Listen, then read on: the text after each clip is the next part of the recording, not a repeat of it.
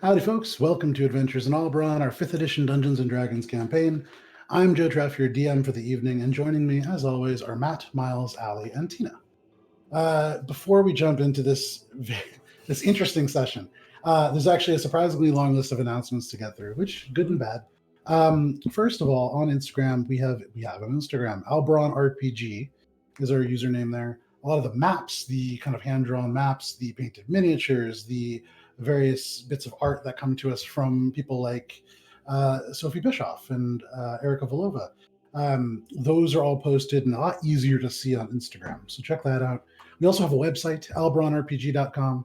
There is a lot of information about the characters. There is a graveyard for meaningful characters who have died, including one that is currently empty.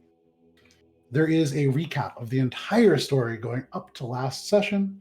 That is located under the Story So Far tab. And then there is also a little section called Lore. And in there is something called the Dungeoneer's Guide to Dominion. It is a PDF. You can browse it without downloading it on the website, or you could download it and use it for free. But it is a little bit of a location guide for Dominion, which is our current continent within the homebrewed world of Alberon. It currently extends up to and begins into the Frostline. As it turns out, as I was writing this part this week, the Frostline is probably going to be like 10 pages long. So that's taken a little longer than I thought it would, but that should be up sometime on Monday. Sometime in April, probably about mid-April, we have finally some hard enamel pins that are coming into us from Wizard Pins. Those are going to be super cool. They're not for sale. Those are going out to people who have impacted the world of Alberon in some way. So obviously, Matt, Miles, and Ali, Tina, you guys are all going to get some, but our guest players, Drew from Dicey Encounters, and guest player Michael from the very, very beginning. Everybody who's been within the world will get one. It's kind of like your passport to this planet. And like a thank you for doing some really cool stuff. It's going out to the artists who have sent art into the campaign and stuff like that. So very excited for that to kind of show up sometime in the middle of April. And then there are new shirts and there's art for new shirts and stickers that are in the works. And we're also working on putting together a brand new store that works for us a little bit better. But the new shirts and stickers are going to be something a couple months down the line. It's just kind of coming together now. So that's very exciting. Look for a little bit more on that.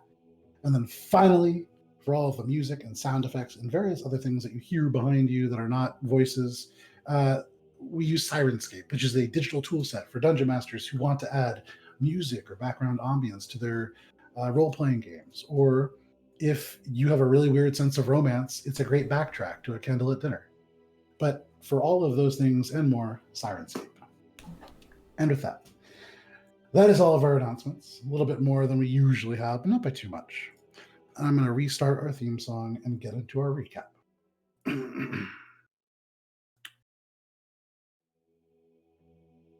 Finger Gang. Last that we played, you all reunited with Crotic, the Aarakocra that Shay had grown up with in Squall's End, within the Tome of Weirton, the sky giant botanist, we'll say, who had owned the massive flying structure, Flowers and Air, that you had trekked through just a day previously. You all finished looting the plentiful amount of gold within the chest located within, as long as a belt of stone giant strength, which Heinrich you currently have. Crotic told you that 5 members of Uriel's Watch, the organization, Heinrich, that your patron seems to oversee, a sort of ranger-like outfit that seems to have come from the north in a land called the Ald. But Crotic had met 5 members of Uriel's Watch who had operated in and around the Kuitar Badlands, the region that Dungannon is located in. He also told you that they were investigating and interceding on cult activity that had arisen over the last month or two. He told you some powerful presence travels beneath the ground in tunnels, caves, sewers, and the dark ways of Alberon, and that their silent, malevolent presence empowered the followers as it went. And then finally, he told you to use caution on the West Coast, for the dead do not rest easy these days. You all then teleported to Squall's End, without issue. You saw that the town was badly damaged by the listener's attack. Part of the peak's southeastern face seemed to be sliding slowly, one avalanche after another. Many of the buildings crumbled and collapsed. Um, Half of the town has sunk about 10 feet. That long gash left by the listener's blade, badly damaging Mount Yishi. You found Gamble, who in the interim had been named Listener, the leader of the Zinyi order that you belong to, Shay. Um, though he disliked the honorific. Gamble explained to you, Shay, that he aimed to have the Zinni move to Yorn, now that it had arisen from the ground. He also explained his intention to bring the Zinni closer to the broader community by creating a massive lift to make access to Yorn easier for non-monks and the Aarakocra amongst your order. Gamble told you he was proud of how you'd grown, but cautioned you, no matter how strong your wings grow, without a destination you will never truly fly. He bade you, as an uncle, a friend, and the listener, to follow the path you've set out on, though he agreed that perhaps it was too late to save those of your order who had turned. You asked about the Cold Forge, and Gamble introduced you to the only person present who has been that far north, a masked Eladrin named Meliora, who went by Mel, who some people caught on was Tina's character in our very first one-shot like 2 years ago, Guntir's Mudtime Gambit. But this Eladrin wore a red leather mask that covers the nose and mouth, muffling the voice slightly, white eyes that glow with an otherworldly light, left arm entirely mechanical, composed of complex clockwork mechanisms and element of the arcane. She told you that she'd been, and even gave you the puzzle that you'd need to defeat in order to access the Hallway of Heroes, Heinrich telling you that she wouldn't insult you by giving you the answer. She expressed that it was a dangerous place, and that something known as an everlasting one, a frost giant, cursed to eat 10 of its kind before it could leave its post, guarding a maze-like structure that separated something called the Hallway of Heroes from the Citadel proper. You also met Pericolo and his fat songbird Doppio. He told you that after the death of the listener, the Erjin, who served as a northern wind here in Dominion, he had struck out west to Everest, a continent far across the Emerald Expanse, to ask the consul of the West Wind. He said she was fierce. And though she cared not for the civilized races, she acknowledged that Azra, along with the lieutenants she sought to sway to her cause, could lead to damage and ramifications that would echo across the plains. As such, the Western Wind showed Pericolo images of these two. The first, clearly Jeruxa, the mountain elf that you have known growing up, Shay, almost a grandfather figure. Jeruxa being just kind of wacky enough to be withdrawn from the family enough to maybe not fit that role so well. But this mountain elf Jeruxa, clearly made out of ice. The second was a unfamiliar figure to you, or to any of you really, a stooped humanoid with tentacles that seemed to spew off the bottom of the face. Pericolo and Meliora aimed to help Gamble bring what remained of the Zinni to Yorn. Your group decided, after saying some goodbyes, to teleport to the Cold Forge, with only a rough map. You wound off roughly 140 miles or so from your original destination and found yourself in a gray land of howling snow, a cold so brutal that it seemed to reach within your throat to claw the life away with each breath you have to take. After wandering through this gray abyss for a time, you decided to hunker down and create shelter to await for Carranza Billows, your transmuter ally, to regain the ability to teleport. Heinrich used bonfire to slowly shape the ice into a vague dome as the wind pushed in it toward you. After a time, you found yourselves in a shelter from the wind, if not the cold at least. You found sleep, though Heinrich, as you stood watch, something troubled you.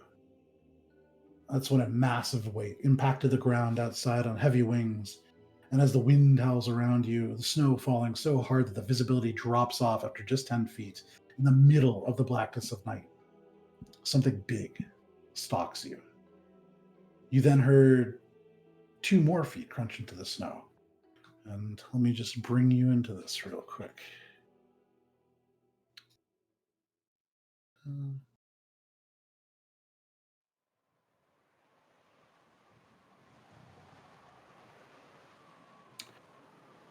Heinrich, I believe all of you woke up at the end of that last exchange. However, Heinrich, you're the first person to kind of notice this happening. You could hear the and saw the snow just fall down.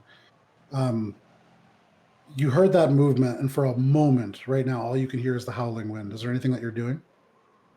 So if I'm not mistaken, at the end of the last session, Mm-hmm. Shay had cast Greater Illusion to like Towards shield the place. towards the towards the end. So like, I'm not the only one awake now. We're all awake now. Yes. I believe so, yes. Okay, cool. So, like looking around at the darkness from the faint glow of the icicle that Akka had cast light upon, you can see now eyes, people moving. Karan's is up. It seems like everybody's awake. Okay. I'm gonna message immediately to Akka to turn the light off, if that'll help at all. You're muted, Matt. Okay, so you tell Akka this, and Akka, since you nodded, I was gonna turn that off. So yeah, sure. So like in like a whisper in a message, like extra quiet, if you will. Sure. Just kind of like douse the light. I think I'm probably like doing that as you say it. Even as you say it, even as light leaves your mental lips, I guess, the light just fizzles out, and all you have around you is darkness. Right. Outside again, you hear a little bit closer. The ice you can see above you just starts to crack a little bit. Whatever this is, it's coming from roughly the northeast. What are you doing? So I do have a question. How long have we been here? Make an intelligence check. You don't really know. It's dead black right now. I guess because I've been sleeping the whole time, so I just wanted to know, is this a short or long rest that I have taken? I would say if you would like, you can mark off a short rest. Okay. Because that makes sense to me. So it's, for whatever it's worth, Heinrich has been on guard for about 3 hours. Okay. I'm gonna back up toward the wall and like press myself into it. Okay, so you don't even hear the sound of Shay's footsteps, but suddenly she's not where she was, and following her, you can see up against the wall. Anybody else? Yeah, I think I'm like getting ready for potentially having to do like a sneak attack type ambush, and also if this place caves in, like looking for a way to not get crushed. Okay, so you can see Akka's eyes scanning the ceiling. Shay, with your passive perception, you see Karanza touch the crystal sewn into the chest piece that she wears, the transmuter stone, and you see it shift to a similar color to the color that she changed before she turned Guntir into a pig. You see her possibly getting ready to cast a similar spell. Cool. Morwen, are you doing anything? Yeah, I'll just be, I'm just awake and alert. Okay. Ooh, what's happening? Big cat eyes in the darkness. I think for what it's worth, I'll just like, because I haven't done it yet, and it just kind of occurred to me in character and me at the end of last session, I'm gonna tap the boots so that I can like walk on the snow if that's a thing. So tapping the boots that you're wearing, and those, okay, so tapping the boots that you're wearing, you just kind of have the little bit of snow and ice lifts you. It actually impacts down a little bit. It doesn't make a sound over the howling wind. But yeah, you feel on top of the snow. Cool. Could have used that a long time ago. But hey, it is what it is. Absolutely. I guess I'll just kind of look around everyone and just be like, are we going to try to run if they find us?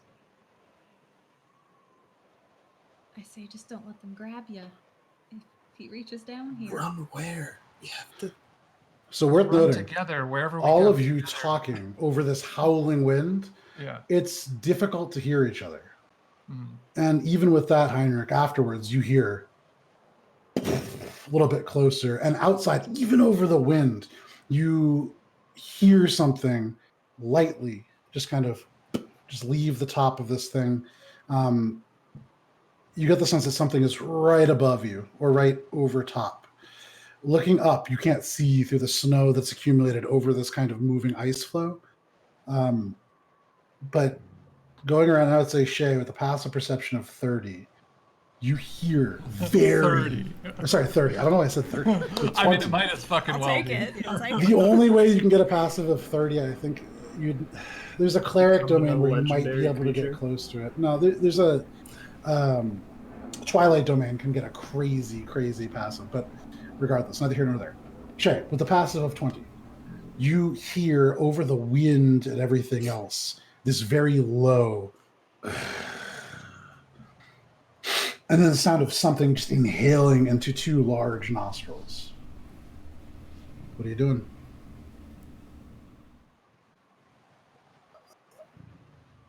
We can't. If we try to run, we're gonna freeze to death. We have to deal with it here and now. Outside the dome, you can hear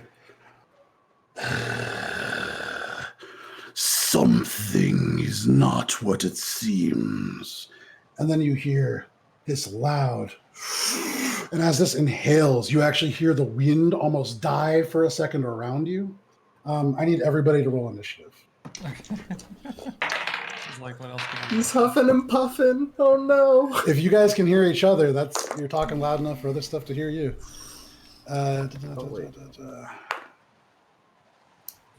Okay. Let me give you guys.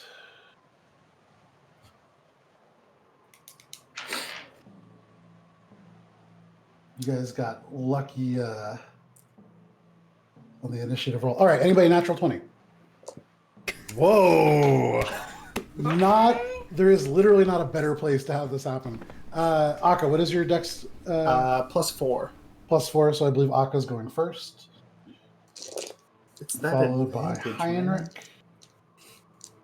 Advantage on initiative is It's dope, yeah. Anybody roll 20 to 15? 24. 29. 24, and then what was yours, Morwen? 29. Holy fuck. So you Because guys I had didn't plus get 10 and I below... rolled a 19. You guys got not less than 20 for a single person. Yeah. Shay's going last out of you guys. Actually, no, 24. Karanza's going last. Last with a 24. And even Karanza's going... Well, we'll see how this works out. Okay, so... This creature is getting a surprise attack, I'm going to say, because it is... I cannot be Casting. surprised. That's... Aw, Okay, what are we I'm gonna gonna do give for you birthday? you're gonna get advantage on this dexterity saving throw. So Okay. give me a second. Cool. As you hear the wind for just a second die within the squall, it's almost as if for a moment the eye is focused on you, and then suddenly it seems to intensify 100-fold. Heinrich, around you, the ice is ripped away as an even more intense cold takes its place. Through this ice, all of you can see the gaping open mouth of an adult white dragon. You can see this dewlap of spines going down the back. You can see like a spiny collar that seems to almost go out, like a gizzard that seems to move as the mouth opens, and this ice breath like ruptures out of it, pulling away the terrain around you. I need everybody to make a dexterity saving throw.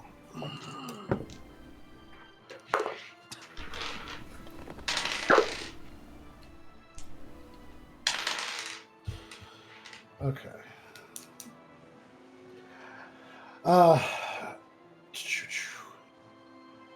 Sorry, I froze for a second because this is a lot of numbers. Akka, what'd you roll? Dirty 20. Dirty 20. All right, Morwen. 23. Heinrich. 11. Oh. And Shay. 28. Okay. And Karanza. Not doing great. Okay. So, as this ice breath rolls over you, Akka, you're able to like pull down, unable to be surprised. I mean, you saw this coming, you felt it coming, you moved to the part of the cave that you feel is least affected by it. Shay, as a monk, you're able to see this coming. Time seems to slow down around you, and you're able to dodge the worst of this blast. Morwen, similar, as a rogue, you feel almost this almost supernatural ability to see this attack coming. You're able to move a little bit out of the way, but Heinrich and Karanza, you guys are taking this kind of full in the face. That is going to be... Okay, that's not bad.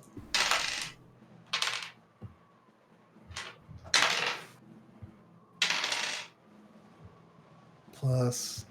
You are taking 57 points of cold damage. For those of you who succeeded, you are taking half of that. So that is rounded down to 28, I believe. And I take none because I'm a monk. That's evasion? Yep. Okay. I'm going to use my reaction to cast Absorb Elements. Okay, and so Shay's using a absorb reaction, and Oh, it's Akka is using... it's just a feature. It's not a reaction. Oh, okay. Let's check that. I don't remember. Matt, how much are you reducing it by? I'm just going to use a level 1 spell slot. Okay. So... I'm I also have using, evasion as well. and I'm also using a reaction as well. So let me do this in order. Akka, Yes. you cast your level 1 absorb elements. All right. I have absorbed 4 damage. Nice. So you can go ahead and just mark yourself off for a cool 22 points of cold damage. Okay. Heinrich, Yeah. what is your reaction? Hellish Rebuke. Hellish Rebuke. Go ahead and roll that damage. Yeah, for sure. I pre-rolled it just because to move it faster, and I got Do 19. it. 19 fire. Right. 19 points of fire damage. So even as this hits you, you see through the icy blast, as with a liquid in your eyes ices over, you can see this flare in its face. You see the dragon's eyes squint against the flame. Morwen, you're doing evasion? Mm-hmm. So as this rolls over you and you're able to dig deep, you get your back into the snow. Heinrich is standing almost directly in front of you and takes the majority of this blast. Shay, you using evasion in a similar way. Things slow down and around for you enough that you see Morwen move, and you almost become a shadow to this shadow already. Heinrich, it's basically like you have people taking shelter behind you as you absorb this entire blast. Yeah. I feel like I have my shield out too, regardless of this whole thing, and I'm just sort of like. Yeah, and you can see as it hits the shield, it's just forming icicles that basically create a wall on either side of you. And then Carranza is taking that full. How much health does Carranza have? More than that, hopefully, because otherwise we're trapped here. So as this hits, and as this, you hear this thing, it expels this on you, and as it kind of dies down, looking, you see frozen completely solid Carranza billows. Uh-oh. A block of ice. You can see she is entirely ensconced and is considered unconscious. That is its surprise round. Akka, you're up. Heinrich, you're on deck. Morwen, you're in the hole. Akka, what would you like to do? The ice around you. You can see Heinrich in front of you. The shield completely frosted over with icicles kind of spiked going back behind him. Morwen behind that. Shay behind that. You're back and to the left. Carranza frozen directly to the right of Heinrich. How far away is the dragon? Is it right above us now? 4 skill. This is the size of Akka. This is the size of this dragon. Yeah. So it is in front of you, on the sides of you, and above you at the moment. Okay. This dragon is at least 10 feet longer than Kindscale was. Significantly larger. I wouldn't have that frame of reference. You wouldn't, but just your as players, your frame of reference, this is a much larger dragon. Okay. So I think I'm gonna cast Mirror Image. Okay. And so that's gonna be too large of a creature for me to use my bonus action to push him away. What are you doing? I guess I'm gonna just use my bonus action to regain 1 psionic energy die. Okay, so bonus action, you sort of, within the armor, you can see the elements that have been enchanted with these beautiful calligraphy-like strokes seem to kind of glow and almost ripple in a wave. You feel that mental energy focus back within yourself. And yeah, I've used... I think I'm going to move my distance to be, I guess, out of the direct line of fire should a potential frost breath come at us again. Sure. So do you want to move with this dome completely blown away? You guys are now in open ice. This wind hitting you just as hard. So you can go any direction you want to go. I think I'm gonna go up and away. So you're going to levitate? Away. Yeah, I'm gonna. I'm flying with the wing boots. Okay, so all of a sudden, as this is happening, Akka, you look up, you see Koranza frozen, you see Heinrich move the shield, the ice begin to shatter off of it, and you just start, the wing boots, these little sliver of wing kind of glyphs along the sides, suddenly just flitter out these little light wings that lift you off the ground. How far up are you going? I guess I'm going like 15 feet up and like 15 feet to the right Okay. of the monster, the dragon. As you fly up, it is going to provoke an attack of opportunity because it has a 15-foot reach. Oh, so this is going to be, you wouldn't have known that the reach is 15 feet because it spins. As you go up, you can see it snarls and spins. The tail flicks around. That is going to be a 27 to hit. Do I have my reaction again because it's been my turn? So it got kind of a surprise round. It's not going to get its round in this combat because it's already technically gone. So no, you do not have a reaction back. You regain it at the end of this. Cool. So I'm gonna eat that. Okay, it's not terrible, but you are going to take. It rolled pretty well. You are going to take 20 points of bludgeoning damage as you lift up. This thing just hits you right in the side. You feel yourself shift. If you don't choose to go 15 feet back, you go 15 feet back. You feel yourself spin. It's like the scene from Harry Potter where you're on the Quidditch thing. And my mirror image. Your mirror image, yeah. So roll for that. Okay. So I think, let's see, I have the 3 up now. So I think that's a... So as Akka's rising up, it's almost like your vision blurs and there's suddenly 3 Akkas, this choir of angelic boots now just kind of moving them up. Okay, so it is going to hit one of the duplicates. Okay, so as the 3 of them go up, the tail just wishes right through one of the Akkas. This Akka, you can see the body distort for a second before just becoming dust. My bracelet came off. That just gets caught in the snow and into the grayness around you, or the blackness around you. It is nighttime. Anything else, Akka? That was just my not getting hit by... Oh, that was just your not getting hit by the tail. Right. So that was your movement, your action, your bonus action. Yep. Let's return. Heinrich, you are up. Morwen, you're on deck. Heinrich, above you, there are 2 Akkas now floating up. Little remnants of the fake Akka like pelting you in the face. Oh, it's still 3. Yeah. Oh, because you had 4.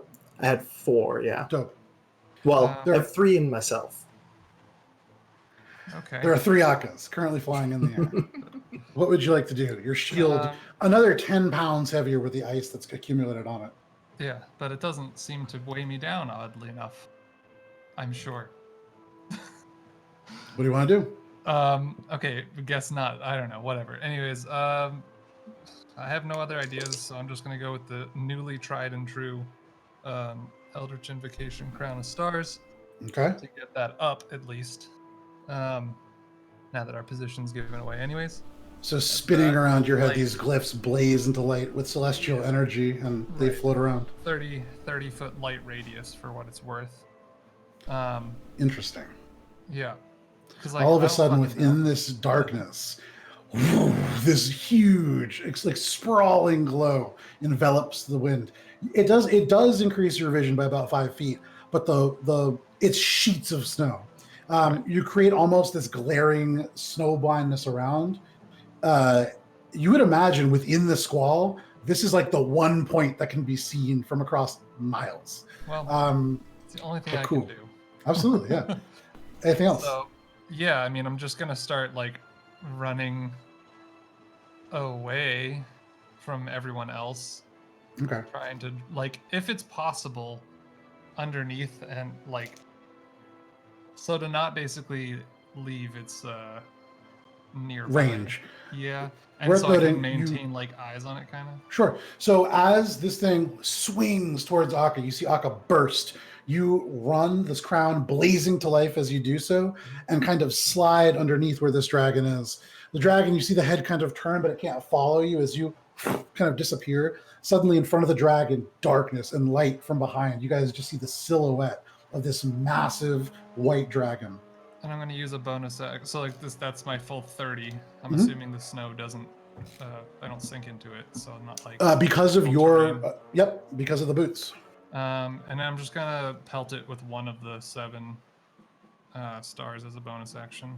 So as they spin around, one suddenly just separates and streaks towards in a beam of celestial teal. Yeah. Let's see here. That is a 29 to hit. That hits. Cool. Nice. Yeah. That's a real natural nice. 20. Yeah, it's dope. one shy of a natural 20. And that's what? Yeah.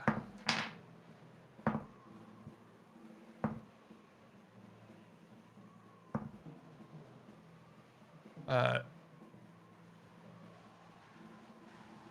36 radiant damage. How much? 36. Damn. Okay. Yeah, it's 40-12.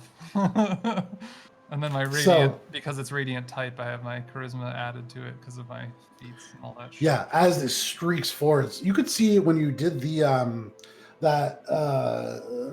hellish rebuke, you saw it kind of flare and squint against this. As this hits it in the chest, you can actually see these massive claws that were dug into the snow shift back like a solid foot. The impact bursts from the scales. You can see scales like burning with the strange teal kind of embers before they die down in the snow, but certainly a good attack. That was dope. Okay. Anything else? Nope. All right. I mean, that's Heinrich, everything I got. Heinrich disappears underneath the dragon. The dragon now is backlit over you, Morwen. You can see also flying over top, there are 3 Akkas. You, looking behind, can see Shay behind you and Karanza frozen to your right. What do you want to do? How far is the dragon? The dragon, it's right on top of you. You are right there. I don't think the dragon. I don't know if I can ask. Has the dragon seen me? I don't know. Do I? If you want to use your action to make an insight check, I could say you could do that. No, that doesn't seem like the best idea. What are you doing? I'll just puss and butts it. But while I do, Okay. I'm gonna be like, we come in peace. So Heinrich, you slide under the dragon, and as it like burns and crumbles from that strike, you hear from behind you Morwen's voice just barely squeak above the squall. We come in peace, and you already know she's attacking this dragon. But yeah, go ahead, make her attack. Where did my? For what it is worth, you are not hidden, and so not rolling at advantage. This is Well, but he. 15 feet up and 15 feet back. Yeah. I was Well, I surprised. thought I would benefit off of you being in proximity, but I don't. There would be Yeah. no reason Yeah. for Yeah. Okay. 22. 22. 23. 23. 23. Okay. With 23, that definitely hits, so roll damage. Oh, okay. Okay, cool. I mean, 13. 13. Okay. So you go up with this long, elegant rapier and you strike forwards. The scales are tough. You've hit dragons before. This is different. There's something a little bit brittle but significantly stronger about these plates. But good damage. Bonus action? Yep, all butts. Okay. Aw, farts. For 12. Butts, farts. 12, unfortunate. So you spring forwards. You feel it just pierce into one of the scales. You pull back and swing with the backhand. Butts just ching right off the scales. No damage. All right. Now I'm going to get as. I'm just gonna follow Heinrich actually, and Okay. it's gonna be like sorry. So ding, you kind of get it right in the leg as you go underneath. And sorry, you swing Butts wildly behind you as you pass. Ting, right off the back. That is your turn. At the end of your turn, the dragon is going to use the first of its legendary actions. Now that you and Heinrich are on the other side, it is going to beat its wings mightily. And I need Akka, I need Akka and Shay to make dexterity saving throws, please. And I guess Carranza automatically fails hers, which is interesting. That's unfortunate. Sorry, you said me. What happened? That is Akka and Shay. No, what'd you say about Carranza? Carranza She automatically fails. She automatically Oh, fails oh, oh. this. What'd you guys get? 19. 27. 27. Interestingly enough, Akka. Oh, damn. Oh, wait. This, Reaction plus you know 5 the to that. reaction. Okay, that puts you at 24. Yes. Okay. This dragon lifts off the ground. As each flap hits, it's almost as if the wind stops, countered by the great force of these massive wings. Carranza, you see this big block of ice shift in the snow, tilting dangerously before it falls. She's going to take, that's 14 points, 28 points. Okay, you can see along the ice, little cracks beginning to form. You would imagine if she breaks, it's not going to be great for her. She's also technically prone for what it's worth. And then all of a sudden, you see nothing. There's gray around you. You imagine this dragon is not gone, but within this howling squall, it is easy for it to hide. That is its legendary action. That brings us to Shay. Looking around, you can see, well, you don't see a dragon, but you can see a couple of Akkas floating up in the sky. You can just see on the other side Heinrich and Morwen. The light from Heinrich's halo of burning celestial energy lighting up him and Morwen just a little bit through the squall.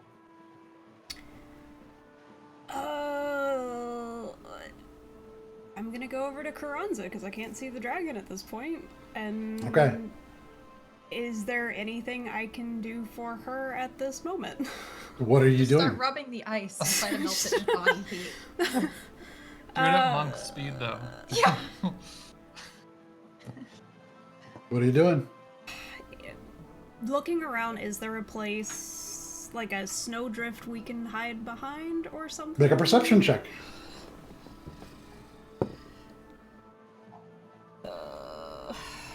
30? A 30? You passive. look around. For a brief second, you guess from probably the dragon as it lifts, the moment before it passes out of sight, it counters the wind. And for a second, between Heinrich, you, and Morwen, the snow just kind of freezes, almost just stuck between the wind of the dragon's wings and the howling wind of the squall around you. In that brief second, you look around, you see to the right of Heinrich, maybe 10 feet away, the snow is a weird texture. It looks brittle and almost like a plate. You've seen things like this in the north before. There is, just 10 feet off from Heinrich, probably a deep ravine that would fall into kind of like an ice cavern or almost like an ice canyon below. You've seen them before. There's a word for it. I can't remember what it's called.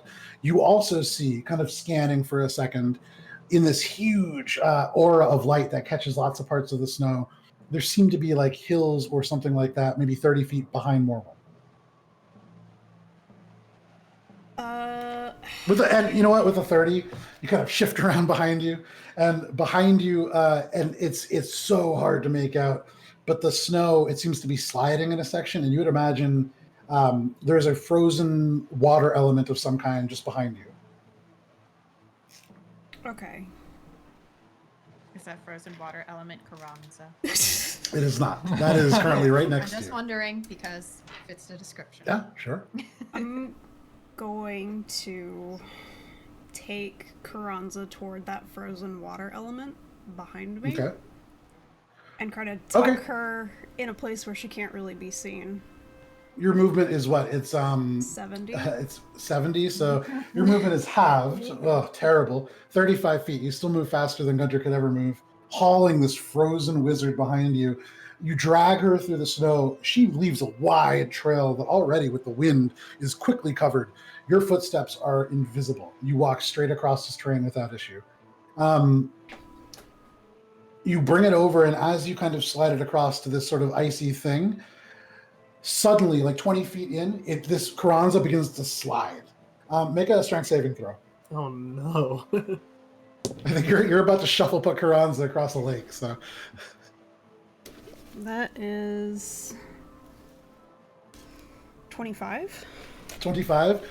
Carranza takes off, the momentum shifting far faster than you thought it would. You kind of turn and shift. At first, you're not able to stop it. You are far too light. But sliding around and kind of using the handholds to almost pull yourself around. This is very like Shadow of the Colossus style as this Carranza is moving. You find yourself directly above her face, looking down into frozen eyes, bloodshot in the ice. And you dig your feet in, kind of forming wedges, and you can feel the block slow. You end up about 30 feet out into this lake. You can see water frozen beneath you. This is thick ice. Okay. Anything else? Going to do my best to blend into the surroundings, which is not real easy to do, I know, but... Okay. That is your turn. Okay. It's taking a legendary action, although none of you can see it. Okay. That is your turn. That brings us to Carranza. Carranza freezes. That is her turn. That brings us back to the dragon. It got its surprise round already. That brings us to the top of the order. I need everybody except... I need everybody to make a Constitution saving throw. Anybody wearing a Ring of Warming or warm weather gear can make it at advantage. I already rolled a natural 20 on the first one. Okay, so you're good. You're pretty warm. Toasty. I better be after being... Well, I don't know. I got a 19. Great. It was Kong, right? Yep. Alright. It's something above a 20. It's That's good enough. Yeah, it's 26. Good enough. Check. Dirty 20. Dirty 20. As the wind howls around you, you can see probably actually from Heinrich as these glyphs swirl above his head, letting out sparks of energy as they collide with the elements of snow that whistle by. Something about that seems to almost generate an element of warmth. And so for the moment, you guys are all fine. Akka, it is your turn. Heinrich, you are on deck. What do you want to do, Akka? I have lost... Oh, Uh-huh. sorry. I've lost sight of the dragon, correct? You just have normal dark vision, 60 feet? Yeah. You do not see the dragon. If you would like, as an action, you can make a perception check. I'm gonna go back down to the ground, so if I get blindsided, I don't fall. Okay. So for those of you who can see Akka, he lights all three of them. And then, can I see any of the rest of the party? Or am I like... So from where you are, all of you can see Heinrich because he is a glowing Right. beacon of celestial energy. Morwen is this dark kind of like silhouette in front of him. off? Yeah. I would say you cannot see Shay, although you see a track in the snow where Shay kind of just seemed to move quickly and then suddenly a lot quicker out of the just out of your sightline. Okay.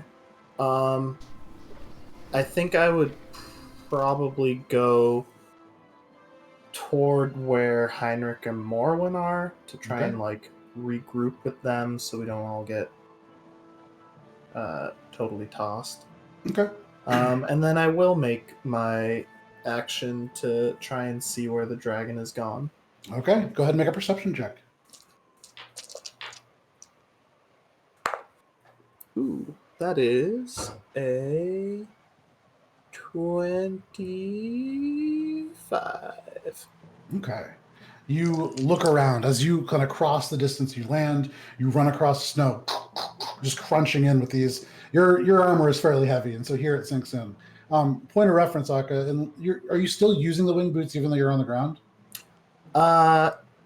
Yeah, because I mean I have them up for a minute once Okay. I start them. So at you least, so. run. The wings actually carrying you over, but you would imagine were you not using that, this would be difficult terrain. But you travel across and you look up. You see swirling snow. But with the glow that Heinrich causes around you, 30 feet up, you see nothing. But right at the edge, beyond that, within the darkness, I'm going to say pretty much right at the end of your turn, because this is what it's going to do for its legendary action, you suddenly see it like appearing as if it's like diving down towards you. Are you doing anything? As my bonus action, I'm Yes. just gonna use my second wind to regain some HP. Okay, so go ahead and do that. Roll your HP. All right. So you see Heinrich suddenly out of the darkness, Akka just apparate, and then Akka apparate, then Akka apparate, as 3 of Akka just appear, breathing hard. All right. That was At the end of your turn. +9. So the dragon lands directly behind Heinrich, 5 feet away from Morwen, 10 feet away from Akka. And it is going to make a tail attack on you, Heinrich. Oh, wow. That is going to be a 13 to hit. No, it doesn't. That is almost as low as it can roll. Shield. Okay, so this thing, as it lands, already swinging around, it hits the shield, and Heinrich, you are brought like 15 feet with the force of this. Morwen, you watch, you see Heinrich like close his eyes, and then Heinrich is gone. Quang! Just gone into the snow. And the light Heinrich, moves dramatically fastly through the snow and Yeah. the darkness. Looking at this dragon, you see just the eyes, shadows cast long across it as it does. But yeah, Heinrich, you move so far around this, and as the tail pulls you through, first the shield, you pull the shield away, you're able to hold on to this tail, and as it continues to swing, there's a moment where all of you see Heinrich holding the tail, going around the dragon. It makes a full loop, trying to swing you off. Heinrich, through the snow. And eventually you're able to just kind of let go as it swirls again, and you land roughly where you were before, just for mechanics' sake. Anything else? I make an opportunity helping Yelp and just, you got this. Yeah, as you just go by. Anything else? Well, I didn't do anything yet. Oh, sorry. Yeah, Heinrich, it is your turn. Morwen, you are on deck. It's hard, but legendary actions make things confusing. I gotcha, yeah. All right. I mean, because I put this light out to, be the obvious choice for attack, but people are following me for some reason. Who knows why? I'm going to be using Cure Wounds on myself as my action just because I took some damage already. Okay. And just rolling. Is it 8s, right? Yeah.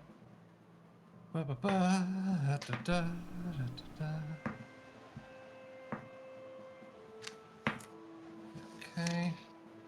So in Heinrich's kind of clay-colored or red clay-colored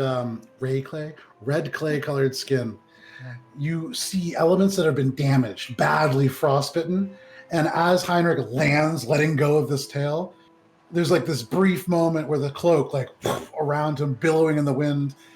Heinrich, as you stand up, you can see elements just like burning with the celestial energy as the skin heals itself. 42. Damn. Okay. I also add my charisma modifier and proficiency. So like, yeah, you cure all wounds. I actually do. I'm back to full again. So that's dope. And then bonus action, another mode of light. As I continue to run away the same direction I was heading before, if I can remember it, I don't know. I'm just trying to like draw it away from people. Interesting point. I don't know if I can yell that, but because you have the 3 Akkas approaching, you have a good idea as to the way that you're not supposed to go. Yeah. There's a wall of elves, so you just try and go the other direction. It is going to provoke an opportunity attack. Oh right, because it was the legendary to do that thing. Yes. So that is going to be a claw attack. It's going to swipe at you as you go by, kind of snarling. I just healed myself. That is going to be a 26 to hit. Of course that does. And that is going to be 15 points. 15 points of slashing damage. Okay. As it rakes across your back, you kind of stumble a few feet forward, but continue to run. Cool. I'm shooting it. Yeah, you turning, almost like jumping with the momentum. This thing fires out towards the dragon. Okay, that is a 22. And that teal, burning, celestial, shooting star of energy strikes it right in the chest as it turns, clawing you. Hooray. All right, so that's... Sorry, I keep forgetting the numbers here. There you are. 11, 19, 27. Damn. Wow. That's Was that 30. 3 8s in a row? 3 8s in a row and an 11. That's 16. Wow. I had the math and then 20, I forgot that's it. 35. 35 plus 5 for my charisma, so 40 radiant. Dope. As you turn, all of your skin still little sparks falling off from the wounds that have just healed. You turn and the new one fire that the just streak appeared. off. Yeah, the new one that just appeared. Great. You fire off this bolt of celestial energy, and as it goes and hits this creature, you can see elements of the scales, like teal fire, burning up from the edges within. It's starting to look a little bit hurt. Good. Anything else? I used my full movement, my action, my bonus action. Okay. I'm just running away from everyone. They can see me, but hopefully this dragon doesn't care about anyone else but me. At the end of your turn, as it strikes into the dragon and it kind of stumbles back one step, it's going to look down, see Morwen, and take a claw attack as its or a tail attack as its legendary action. Morwen, that is going to be a 19 to hit. Yeah. Okay. And I only got this from. That is 15 points of bludgeoning damage. Morwen, you see it looks at you and just swings the tail as it turns back, pointing itself towards Heinrich. That was 15, you said? I believe so. That was its legendary action. That brings us to Morwen. As this tail hits you and you almost fall to one knee, you pick yourself back up. You can see beyond it, 30 feet away, Heinrich in the snow. What are you doing? I haven't used this action in so long, and you think after 2 years I'd know how to use disengage. That means if I do that, then I won't get an opportunity attack, correct? Yes. Okay. But it's your action. Morwen would know bonus that. Action. Bonus action disengage for a rogue. Yeah, and so I'm gonna do that, and I'm gonna run from where I last saw Shay in her direction, because I'm getting the hell out of dodge, and I'm also gonna use my feline agility to make my speed 60. Make an acrobatics check just for fun and games. That's just for style. You do know I like to be a showboat about this. Yeah, make an acrobatics check.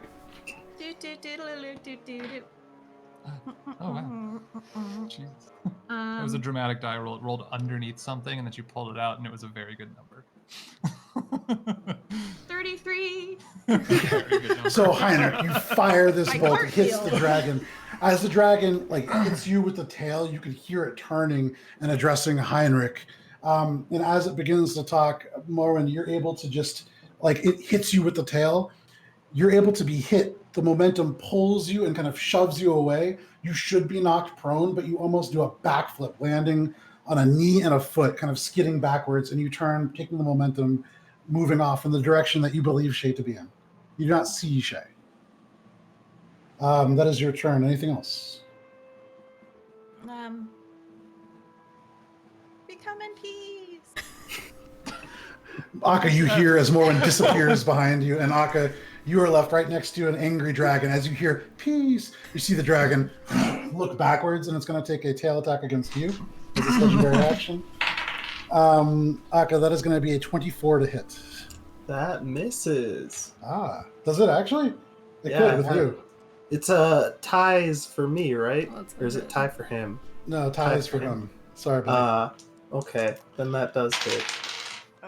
You are the luckiest person. But it hits the potentially We'll see. mirror image. It hits the mirror image. Right through one of the mirror images, it into dust, taken up into the storm. Yeah, great. One more. That it would have only been 8 points of damage. It rolled double ones, so that was the best hit that you could have taken. But that's its legendary action. Still. That is Morwen's turn. Shay, you now you don't see any of this happening. You see vague shapes in the silhouette caused by Heinrich's brilliant light beyond, but you just see vague bits, and then you see suddenly this tabaxi creature kind of emerge. You just see the shadow in the snow, about 20 feet away. Karanza down next to you, just coming to a stop on the ice. What are you doing?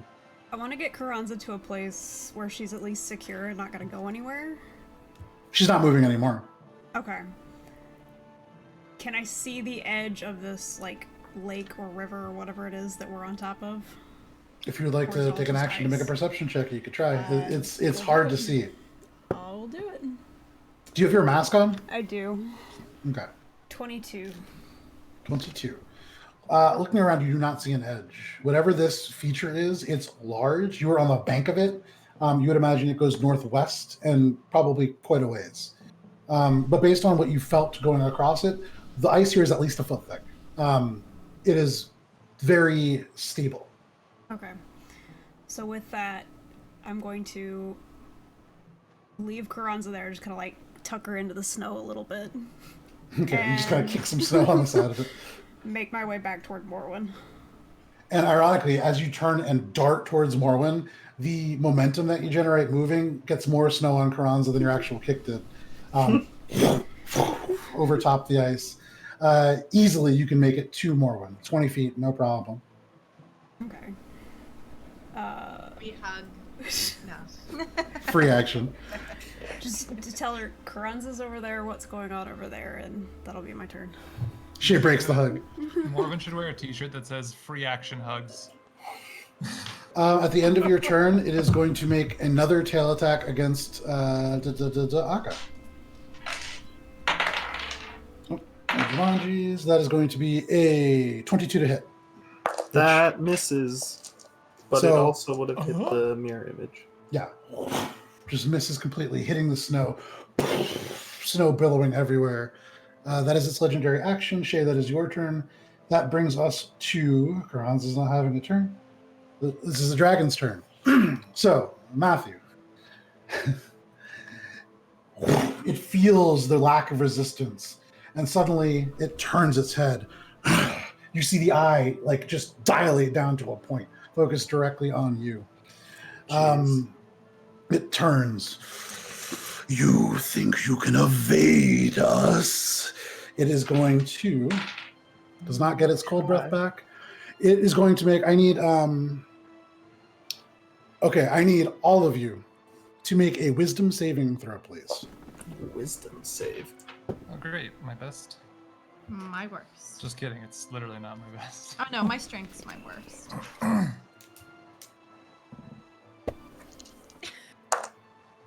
thank God. All right. Matt, what'd you get? 19. 19 for Aka. All right. Morwen? 4. Heinrich? I got a natural 20 or 22, depending. Okay. Oh, wait, sorry, 27. 27. Oh, okay. I mean, if it's not a You natural fail 20, now. I don't know how you rule those. Shay. So. Dirty 20. Dirty 20. So, this creature turns towards you, Aka, and it rears up on its two back legs to its full height. You cannot see above the chest. It disappears into the gray swirl above you. Morwen, from the light that you can see on the other side of the dragon cast by Heinrich's celestial glow, you see this dragon for the first time rise up to its full height. This is larger than any creature you've ever seen. Its head is above the giant that you all faced within Kulturam. This is a massive, truly gargantuan creature. And as it rises up, you feel fear take your heart. You're considered frightened and cannot get closer to this Man, creature. dragons really You freak always me are out. frightened of dragons. It's almost Yeah. as if getting hauled off by a wyvern and dropped several hundred feet, almost to your death. I am. There's Everlasting some terrified. trauma. effects. There's some legitimate trauma there. D&D, trauma mechanics. So, Can't wait to tell Frank about this. that is its frightful presence. It is then going to make several attacks against you, Aka. It is going to make 1 bite and 2 claw attacks. So first, the bite, that is going to be a 30 to hit. That is going to hit. It is, do you want to roll for your mirror image? Yeah, my last one. Let's go. Ooh, I think that hits me. Let me just double check, but I'm Okay. pretty sure that one hits me. It would be nice if it didn't, but... the last time... Oh no! It still hits the mirror image. Oh no, wait. It hit me. Okay. So, it hits you, and just kind of the head, the impact of the head hitting you hurts almost as much as the bite itself. You hear your metal armor tear underneath the teeth. You watch as sparks of pure ice energy erupt from the mouth. You take 21 points of piercing damage, plus 6 points of cold damage. I'm gonna use my reaction to take away some of that. Does that absorb elements? No. I'm gonna just use one of my psionic die to do protective field. Okay. So as you see the bite come towards you, you squint your eyes, you hear the metal tear, this bubble of psychic energy seems to pulse out. The teeth are not quite able to close around your soft, spongy body. How much is that going to do to you?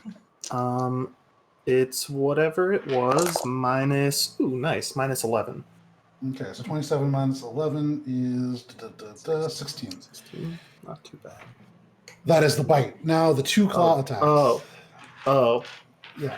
The first one is going to be a 21 to hit, which misses, I believe. Yes. The second Still one your other mirror image is up going there. to be a 29 to hit. That's going to still hit. So as it slashes out, that is going to be 13 points of slashing damage. Okay, so that's 28 total. You do still 28 have total. one mirror image up for that second one. Yeah. No, that was my last mirror image. Had been destroyed. What? That wait, is- no. No, because you it have one didn't left. hit you. Hit me. Yeah, you right. have one more. You have one left. All right. That hit me. Okay, so you're still taking 28 points of damage. Morwen is frightened. That is its turn.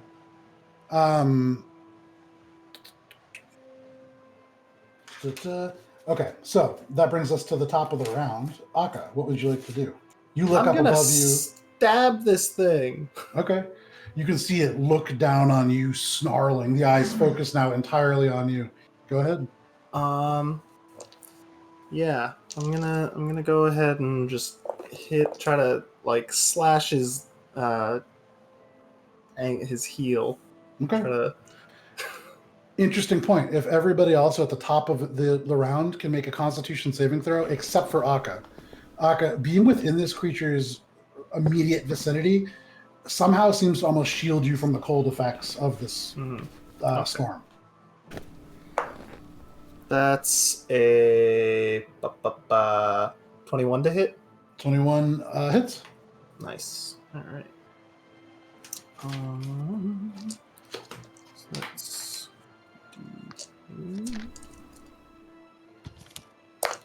all right. So that's 8 piercing. Okay. Plus, I'm gonna also use one of my psionic energy die to add a little oomph to that. For another 11 points of damage. 11 points of damage. All right. So you swing forward. Sing! You see some of the scales kind of slightly damaged. Doesn't seem to hurt it too much. Oh, okay. Then my bonus action. I'm gonna have it. Fuck it. I'm trying to telekinetically shove it. It doesn't have a size barrier. Why is this your It favorite move? Because it's so ridiculous. It's the mechanics of it are kind of ridiculous. Okay, what is that a saving throw for? Strength save, DC 18. It's a fucking giant dragon. How does... You know what's funny? White dragons, they don't get a huge benefit to their strength save. They're still pretty strong, though. What's the DC on that? Gaming. 18. It fails. So, it rolled a 17. That's amazing. So what happens That's when actually you really psychically shove it? Push it 5 feet away from me. So you slash at it. You can see it hits it. It doesn't even react at first, but with it hits, and you can see all of a sudden the snow behind you out in like a force, almost a cone generated by the strike, and the dragon shifts 5 feet back. It looks down and snarls up at you. We don't like magic.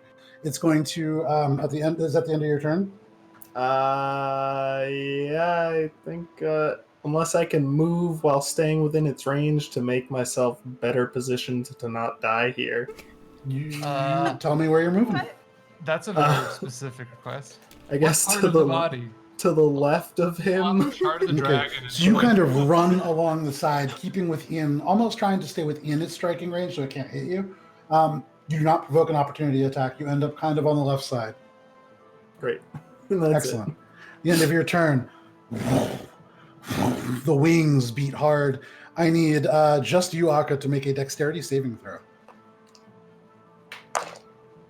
That is dirty 20. Dirty 20, you just succeed. You shield yourself as the wind buffets you again, and you watch as this dragon into the sky, disappearing into the gray, and you know it is still up there. That is your turn. That brings us to Heinrich. What would you like to do?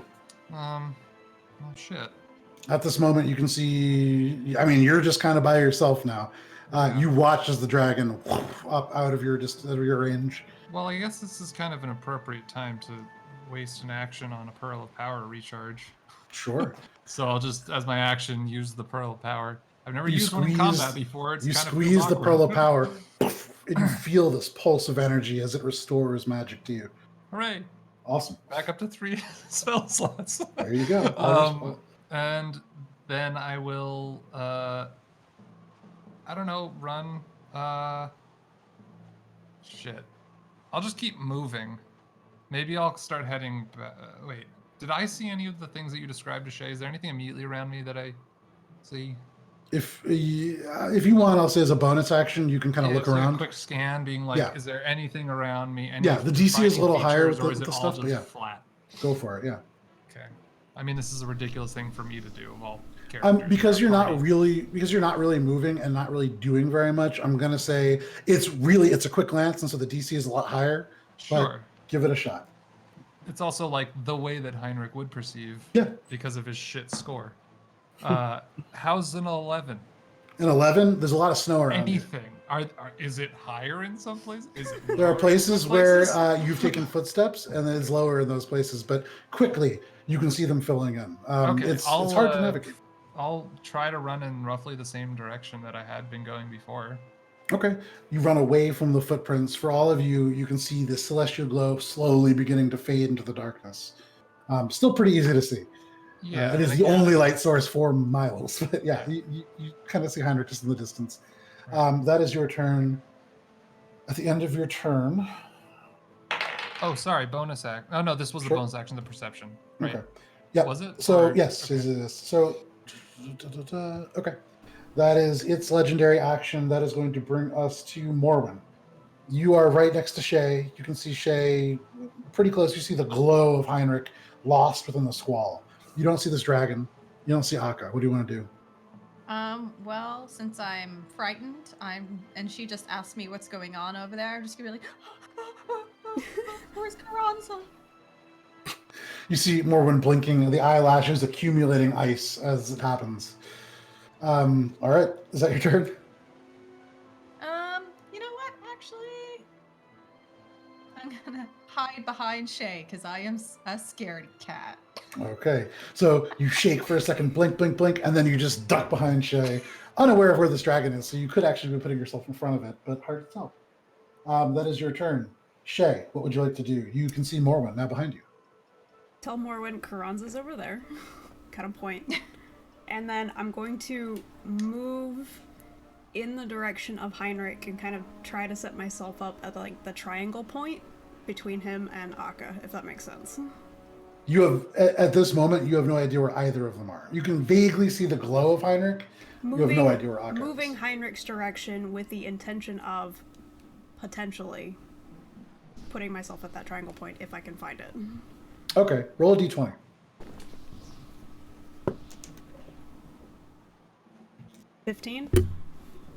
You turn. Carranza's over there.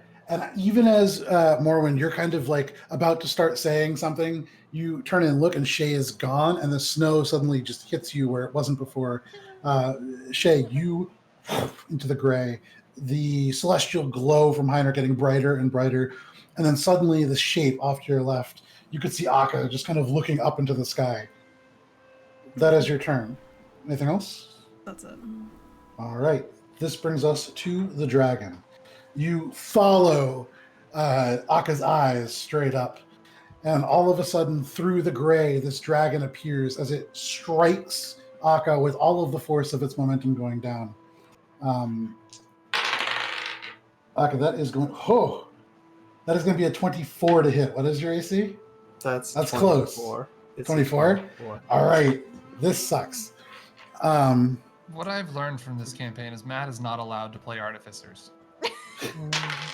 Hey, for some reason, you do still have your mirror image up. I don't know if that's. Oh yeah, I have my mirror image up. Go ahead and roll for that. That's real important. You should have some counters and reminders and sticky notes. That's why I bought all those spells at the beginning of the thing. Yeah. All right. Your This mirror app that I have is image. great. I don't think it's just add counters for anything. I The need. AC on the mirror image. It's Your mirror image dusty. takes 31 points of bludgeoning damage as the dragon boom, into the snow. The snow flies up. The mirror image you watch crushed, just disappears. It's just like he stepped on a fucking hologram. Yeah, you actually watch. It pulls its hand up, looking for the mirror image, looks around, looks back at you. We hate tricks.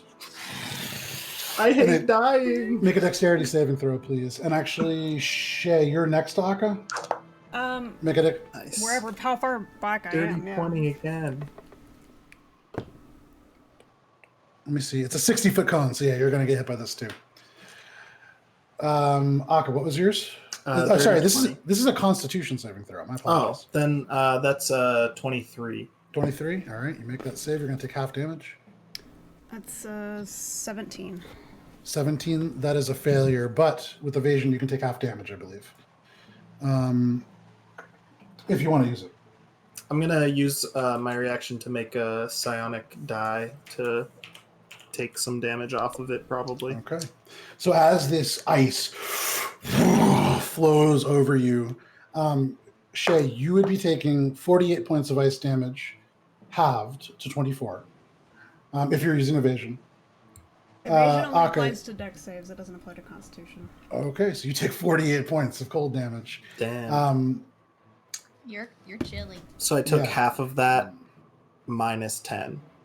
Okay, so that's 24 points, minus 10 to 14 points of cold damage. As it roars this cold breath around you. That is its action. It doesn't have a bonus action, actually, so that is going to be its turn. That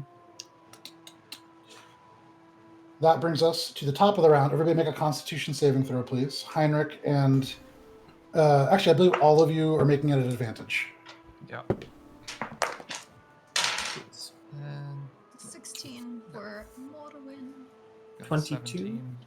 Okay. 18. Morwen, you are the only one who takes 10 points of cold damage as the wind begins to penetrate. You, almost frozen in terror, not keeping yourself warm. I wet myself, which made me colder. That's how I'm gonna justify You it. gave yourself a freezes. Yeah, I just- You gave yourself an icy cot piece. You already said it. Aka, what would you like to do, Heinrich? You're on deck. How high up is the dragon at this point now? At this point, it is Like- 0 feet off the ground because Okay, is so it's landed. still landed on, like, pretty much on me, right? It attempted to crush you. It's 5 feet away from you because it crushed your mirror image. Okay, cool. I think I'm gonna have to throw up another mirror image. think I'm gonna have to throw up. That has kept me largely from dying. Sure. So yeah, I'm gonna use my action to cast mirror image again. Okay. And Interesting point. This dragon shouldn't be fooled by mirror image. It has blind sight. So for the future, I'm going to say if you don't want to cast that, that's fine.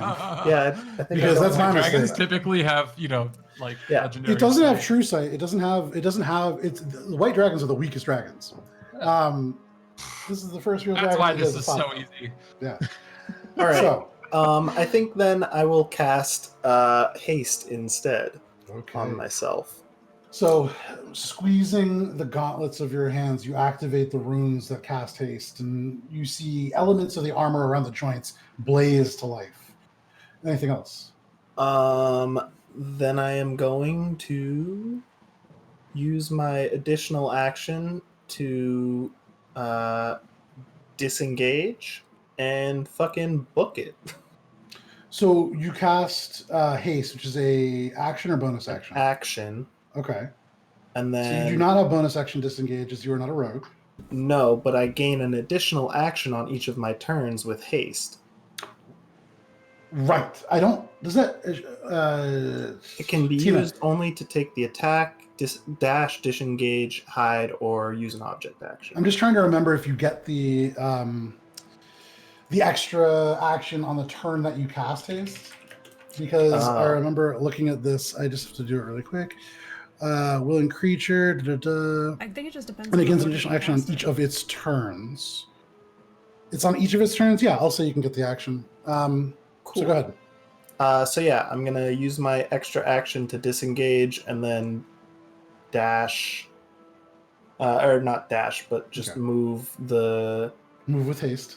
the hasted speed of 70 feet toward. Do I see the faint glow of Heinrich Yeah. off in the distance? Yeah, I would Heinrich is probably maybe 30, 40 feet away. I'd start heading towards there, and I guess I would get there. Easy for you to do. Interestingly enough, your armor is the thing that's enchanted. And so you cast haste on the armor. Your body is violently jostled as the armor rapidly accelerates in a way that your body is not prepared for. Akka, you know that you will be bruised tomorrow, but you just disappear into the snow. It is difficult terrain. You've not passed a minute yet on your winged boots, so you're still fine. Yeah, you fly across the snow. Also, my winged boots can go for up to 4 hours. It's just in 1 minute increments. So, Gotcha. Okay, good to know. yeah. So you and the you just fly across the snow. Suddenly, Heinrich, you see the snow part in front of you, and there is a almost shock wave as Akka stops, and the snow is pushed behind you for a second before the wind takes its place again. That is your turn. At the end of your turn, the dragon's going to turn. It can't really see you. Or it has blind sight, so I guess it can sense you. You know what? Let's make this fair. Okay. All right, that is your turn, Akka. Heinrich, what would you like to do? Can I see its imposing stature through the snow? At this moment, you cannot. It is a little further than 30 feet away, at least. I'm putting 2 and 2 together, running the opposite direction, past Akka, back where he came from. Towards the dragon? Presumably. Okay. Reaction, where are you take off. going? Stay away from me! Crunch, crunch. You're like, ew. Streaks off past you, because we Akka. do this stupid fucking thing every time we fight a dragon and group up. Because it has a breath attack, so I'm trying to not do that. Morwen gets scared and hides. Yeah, that's true. I do. That's true. All right, So Akka, you appear, you see Heinrich. Heinrich looks at you, just disappears off into the so place that you I'm came running from. until I can see it. Okay, so you run, you only have to run about 10 feet, and suddenly you Perfect. can see the edge of it as it turns, following Akka. And then as I am running, so I'm like, as soon as I see it, I'm going to like right angle, kind of, and then start running the other way as I cast Wall of Light and surround it, if I can. 20 feet Basically trying to is- hit its head. It's 120 feet, or no, 60 feet, yeah, 60 feet long, 10 feet high. I can cast it in the air if I want to, so I'm just going to like use the 60 feet of it to kind of like try to wrap it if I can, as much Yeah, of it you can as do possible. that. Sure, yeah, you can circle around it, leaving about 10 feet spare. It goes 10 feet off the ground into the air. Yeah. Suddenly, for all of you, you see a very familiar. It's almost like a this really close aurora. Aurora Borealis. Yes, it's like 10 almost feet off the exactly ground. this aurora borealis snake through and around. The dragon is a dark silhouette lit from around by the wall of light. Con save, please. How does a 30 do? Sure, that's fine. Yeah. That's okay. It's still an attempt and whatever, but Mhm. now I marked the battlefield not on me, at least. Fair enough. And as I'm still running, after doing that, I'm using the bonus action. It still Another one of takes those. half damage, though. It doesn't. Yeah, it does. For Wall of Light, it does. Oh, it does. Oh, okay, cool. Yeah, that's right. I thought it had like a weird thing, but it doesn't. Okay. Thank you. So 6. Thank you. Tina saving the day. Teamwork. Doing damage. It takes half damage and isn't blinded. Right, not blinded. I just kind of stopped after isn't blinded. Sorry. Really, with that 24, whole wall 20. of text, I'm surprised. Yeah, you kept that exactly. going. I have a lot of walls of text because I have 2 wall spells. So like, Yeah. so that's a total of 29 halved. So rounding down, up, Down. 14 radiant, and not blinded. Okay. So And that's you can just see, from the action of it. Yeah, as the light kind of streaks around, the dragon draws back slightly as it was trying to approach Akka. Cool. Anything else? Continuing to run the remaining 20 feet that I have, Yep. sort of right angle from where Akka was, where I was in between him and the dragon.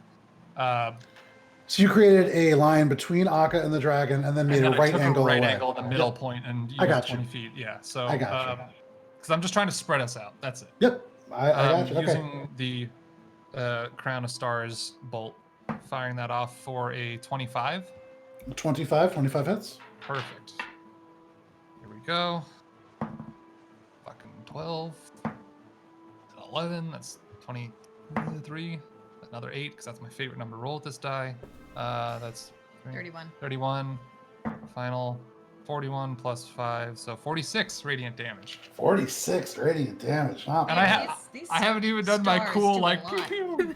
Yeah. My double bolt shot in one go, but now I Anything have else? a wall up, which I'm concentrating on, this free thing going on around my head, all this other shit. Whatever. Nope, we're good. Yeah, This well, entire I- battlefield so, what is do you think? lit up now. You can see this huge Does the wall of light the Aurora Borealis. It's- Does the light embolden Morwen at all? Is she comforted by this familiar? No, okay, that's fine. No. Morwen, make a saving would throw make- because I you would repeat it at try. the end of each of your rounds. So at the end of your last turn, roll a Wisdom saving throw. 8. Still frightened, not emboldened even a little bit. No, not in the slightest. Heinrich, that is your turn. Morwen, you are frightened, and it is your turn. Great. I'm going to run over to Carranza, and since I'm scared and don't know what to do, I'm going to use my little warming cup to pour hot water on her to defrost her. You're like, oh, this is so terrifying. Carranza, You spend I'm so 6 scared. seconds. I'm so scared. You scoop the snow with the cup, and you can see the snow almost instantly just kind of melt and begin to burble. And then you pour it. As you pour it across, freezes in that kind of splashing motion almost instantly. Doesn't seem to be helping. You're But- making spikes. Yeah, spiky Carranza. Could. So is it only the contents? Like, if I put the cup like on the ice, will the You don't- ice start melting through? You don't know. Well, I know what I'm doing next turn. Fair enough. That is your turn, Morwen. That is going to bring us to Shay. What would you like to do?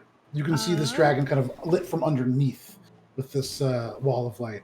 I'm taking a page out of Akka's book and enacting haste for 2 Okay. points.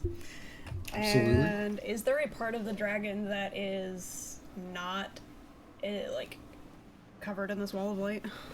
No. It's all purposefully surrounding it. okay. Only if a creature ends its turn there, right? I believe you can designate friendlies for Wall of Light, but it's... A blinded creature can. No, wait, sorry. Creature that ends its turn in the wall of. Oh, a creature that ends its turn in the wall of light also just automatically takes the damage too. So that's untargetable. That just is anyone. Cool. That's like intersecting or touching it, basically. Yeah. No, the blinded is only when I cast it. Okay. So don't worry about it. Just don't touch it, or at least stop your turn while touching it. Got it. Don't touch it for too long. Yes, that's the way to phrase it. Gonna go hit the dragon, and that's Okay. 4 hits. Nice. Make your attacks. That's a natural 20 on the first one. Okay. Nice. That hits. We like those against dragons in particular. 17 points of damage. Good in dungeons as well. It is magical damage because it is my fist. Yep. Oh yeah, of course. Oh yeah, of course. Magic fists. 29 for the second hit. 29 hits. For 6. Okay. 24 for the third. That hits. For 10. Okay. And 26 for the last. That hits as well. For 13. 13. And then I am backing the hell up. Yeah. So you streak through the snow. Snow just parting in your wake. You go through the light enough that the wall of light shatters into these celestial glyphs for a moment. Heinrich, you see the wall of light broken into its constituent runes. For just a second, it's a burst before it just sucks back into the wall pattern. Shay, in that instant, before it can reform, you land 4 strikes, hitting it in the stomach, in the chest, in the leg. before backing away, the wall forming behind you. Almost looking like you're moving faster than light. Really just the way the spell works. But anything else? Backing up as close to my point of origin as possible. You can go all the way back to your point of origin. Perfect. And then some. Real You can fast, go back yeah. to the point of origin. And then back to the like dragon 10 times. I think you can go back and forth 3 times with your speed, but either Back way. up and like Shay's offset super by fast. like 10 feet, so like L shape. Okay, like- so right now it's Shay about 30 feet away from Heinrich, who is about 15 feet away diagonally from Akka. Morwen, you guys have no idea where she is. The dragon is kind of between the 3 of you. That is Shay's turn. That brings us to this dragon. So it's at the end of its turn, correct? Yeah, if it ends its turn. If a creature ends its turn within the area. Okay. You can see these beady eyes kind of look, and for a second they dart between you, Heinrich, and between Akka. You see the eyes narrow towards you. It leaps this wall, using the wings to fly about 10 feet before landing and just taking off into a gallop towards you. Mm-hmm. It is going to pull up, and did it get its frost breath back? It did not. It is going to, I need you to make an athletics check, please.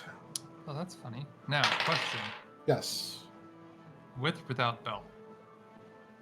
Are you You're attuned to the wearing belt? Have attuned to it, yeah, because I spent the whole hour. Or I spent hours with it, right? Yeah, you tuned Please it last hold. session because you were talking about which, like, how many slots you can attune to things. Yeah. Yeah. The third. Because there's 3, that's yeah. the last one. That Yes, you have spent enough time with this to be attuned to it. So yes, Perfect. this absolutely will. Nice. Okay. That's good. Yeah, so that is, you said athletics? Yep. Give it a hearty handshake.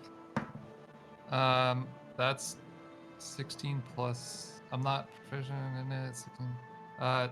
22? It's close, but not quite enough. No. Reaction! Yeah, okay. +5. Plus 5. So what does that put it at? 27. 27? Okay. So, Wait, what did you... what what what are you is this doing? reaction? What are you That's doing? my You flash can't of just say genius. reaction plus 5. Flash of genius? Yeah. Please hold. Attack, 100.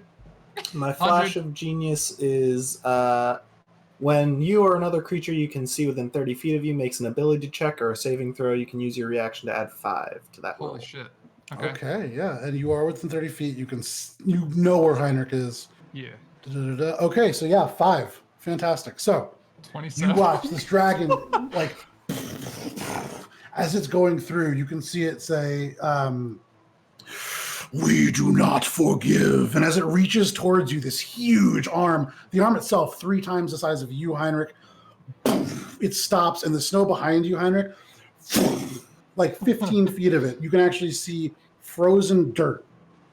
You can see the entirety of the snowbank behind you has blown back, already being covered up again.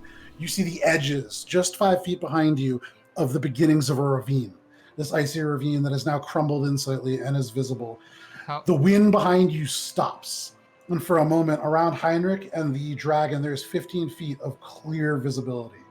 The momentum of this entire thing stopping, and you can see the eyes for the very first time in this entire time shift uneasily. That is the first attack. That was pretty fucking cool. yeah, ridiculous. I damn, mean, it's like okay. against the shield where I'm just like, oh god, here it comes. And I'm like, Yeah. oh, wait. Dope. The second claw attack, that is going to be a 30 to hit. I can't help you there, buddy. That's okay. And yeah, that, I mean, you know that. So, it's, as you see it, I mean, it's this thing stops, looks uneasily. Trickery! It swings again, and this is going to be 13 points of slashing damage. okay. And then it is going to bite down on you. That's 22. It's a hit. It's a hit? Yeah, Yeah. that is. And that is going to be, oh, you are so lucky. 8 points of piercing damage as it rolls double ones again. It kind of bites down, but you feel within this bite, the bite isn't full. It draws back. It is somewhat unnerved by the fact that this 6 foot tall tiefling was able to stop a full on charge by this adult dragon form. It is never seen that happen before, and it is Sure. currently very confused. Sure. That is its turn. That is going to bring us to the top of the round. Everybody make a Constitution saving throw at advantage, please. Including me, who is right next to this dragon. No, you were right next to the dragon, so you were all set. Thank you. That was a 26. 26. Absolutely, that's good. 18. Okay. 18. You just make it. Or actually, no, you make it by a decent amount. Morwen? 13. You take. Oh, actually, it's 3. You have fur. You take 3 points of cold damage as I roll triple 3s for that. Those 3 Triple d6. ones? Stop peeing Yeah. on yourself. Scared. I'm really It's a- scared over here. It's a little cold for you. Akka, it is your turn. Heinrich, you are on deck. All right. Akka, looking over, you can see this creature is engaged with Heinrich, and you watch as it is streaking towards, and suddenly there is this strike. You see the wind disrupt before this shockwave hits you. You slide in the snow. Your mirror images ripple next. Or do you have mirror images up? No, you don't. No, I don't have them up anymore. You slide a little bit in the snow as this hits, and for a moment the squall dies before it takes over again. What do you want to do? I am going to fly up so that I'm like getting behind the dragon. Okay. And I'm going to first hit it with a firebolt. Oh, you have haste. Yeah, you can do that. Yeah, I have no haste. problem. So I'm going to first hit it with a firebolt. Okay, so give it a shot. Is it being flanked at this point? It is not, Okay. unless you want to get close to within like a, you know. Yeah, because I'm coming up around it, and then I'm gonna hit it a couple times as I go in for a stab.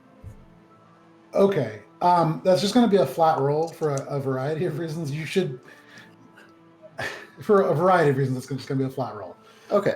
You're Yeah, flying. Windy. don't- It's snowy. it's You're wind- yeah. moving. This thing is terrifying. Yeah, I'm gonna hit it though. In So it's 4th fine. edition, you would have a pretty significant That's a penalty. but 27. 27 hits. All right, so that's the firebolt. Okay. So let me roll that damage. That's 10, 20 plus 5. That's 25 damage. 25 damage. Not bad. Fire damage. That's great. Uh, 25 fire damage. Seems to and be about as then- effective as you would imagine it would be. I'm going to use my second action to go ahead and hit it with my lightning launcher attack. Okay. Yeah, go for it. Is that a saving throw? I can't remember. No, it's just counts as a ranged weapon attack. Okay. Range of 90 feet, long range of 300 feet. Damn. Yeah. That's 22. That hits. All right, and that's going to be another 2d6 of lightning damage. Okay. That's 11. And then I'm going to use my bonus action to stab it with my sword in the back. I'm like Make your coming attack. down on him, trying to stab it in like the neck back area. Sure. So as you go around, you're like sweeping around. This is like Battle of Hoth, land speeder style. You're going around, thump, the firebolt hits it. Heinrich, you see the head just barely flinch. You go forwards, the lightning hits it in the neck, across the scales. You see it, Heinrich, it's still very focused on you. Sure. As you go in and you stab it, go ahead and roll your... Oh dang. That's not a good roll. It doesn't hit. It's like a 6 or something, or a 7. You see going in. This time the dragon just moves its head over top. It seems to be annoyed by Akka's attacks, but very little else. Yeah, it was like a... For what it's worth, though, 11. Heinrich, from your point of view, you now directly engage with it in this moment of clarity. It's starting to show some wear. So am I now flanking it with Heinrich because I'm like on its Yes. back essentially? Yes, you are. Okay. Question. I got hit with 2 instances of damage, right? Correct. Okay. And they were 11 and then 8, right? I think 11 and 9 I have written down here Okay. are the two numbers that I see next to each Right. other, but I don't remember Okay. what they mean.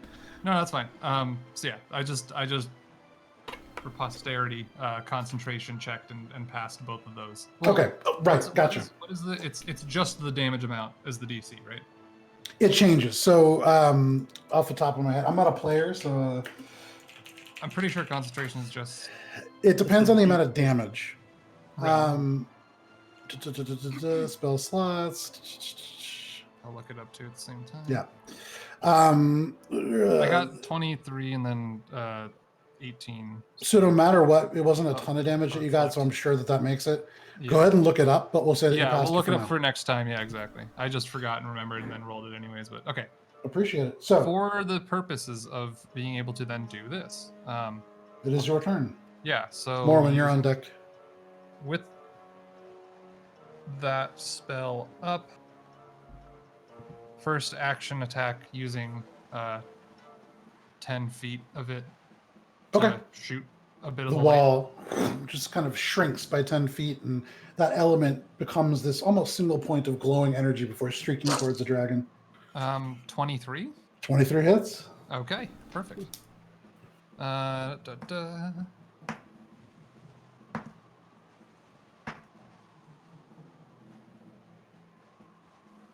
29 radiant damage. Damn, all right. And then obviously the one more bolt Okay. at it.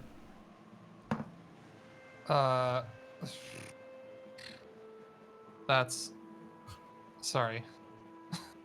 Blanking. 15. That's not gonna hit. 15 that misses. Okay. Sure, that's fine. So off into the Gotta darkness. miss eventually. Fuck. That streak goes into the gray and just slowly glows and then disappears. Right. Like a tracer round into the sky. And I'm going to, sort of like chuckle at the dragon and go, huh, missed. Sort of like intimidating. Okay. On the end of your turn, it's going to grin. You see the teeth, elements of like scraps of cloth and a bit of bone kind of wedged into areas in there. But as it opens its mouth, dragons can't smile. But you see something that looks almost like this fierce, intense, almost victory. Make an athletics check, please. Okay. Bro. All right. That's an 18. It reaches to grab you as the wings, and as it tries to yank you off the ground with the stone giant belt, you hear almost like chanting in the back of your ears, and the hand slips off of you. You're able to muscle this dragon off of you as it attempts to take off with you. You see the eyes glaring down at you. Yeah. The snow swirls and it sneers. We do not forget. Up and into the grayness. Am I still on its back? You missed. Are you missed? So you're not like you're not grappling it. No, but I was like flying above him, stabbing. Yeah. So if you were looking to make an opportunity attack, you could certainly try. Yeah, I'll try to hit him on the way out. Sure. Oh, Why not? wait, actually, can I use my reaction to opportunity attack him as well? You sure can. I'm gonna with my Me work too. No. with my warcaster. I'm gonna use This dragon flagon yeah. from the snow. Oh, he just falls to the thing. That was It's a Yeah. for a slash. Oh, that's a 25. 25 hits. Roll for damage. Nice. He's gonna take a solid D8 of damage. Oh, Actually, it's gonna be a D8 and a D6 because I'm gonna use a psionic energy there die. you go. Go for it. Ooh. Oh man. That was double ones. Welcome to my world. So that's plus the slashing, the bonus damage is still going to be pretty sad, but Yep. that's 6 damage. 6 damage. You know what? One Every of little which bit is counts. one of which is force. Still just the same amount of damage. So, I'm also with my warcaster feat. Opportunity attack. Eldritch Blast. Casting time 1 action. Targets 1 creature. Can I use all beams target it? That counts. okay, If not, go for it. If The not, thing is, I have to look it up, but I don't know this off the top of my head. You can technically cast a cantrip and a spell. it says That's a the only way you spell can with cast 1 2 spells.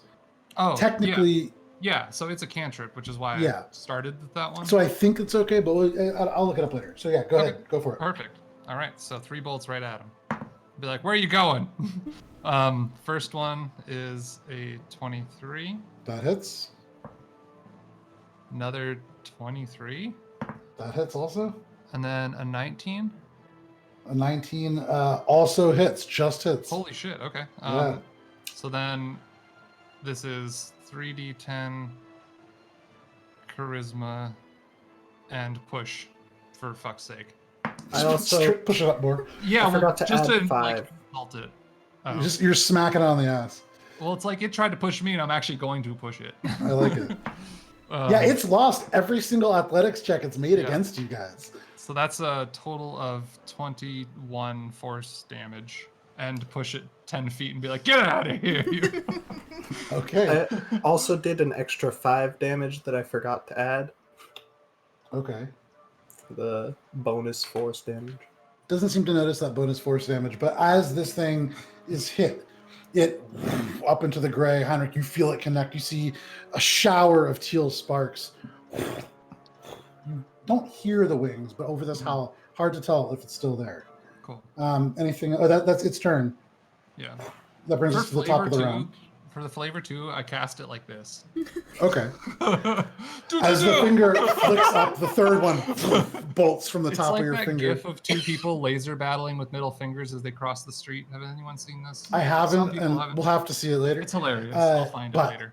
Fantastic. It streaks up, showers of teal sparks rain down around you, and a couple of seconds go by. It doesn't seem as if this thing is returned. It hasn't fit the pattern of it striking down again. Is anybody doing anything in this brief moment? Yes, I'm chasing after it. Okay. I'm flying up. Okay, how far can you fly? You're hasted. I'm hasted, so I can go 70 before I have to dash. Okay, so your winged boots lift you. You follow it and you lose it for a second, but as you take off, it only travels about 40 feet up in the air. So easily enough, you draw a level with it. It's going to use its reaction. Okay.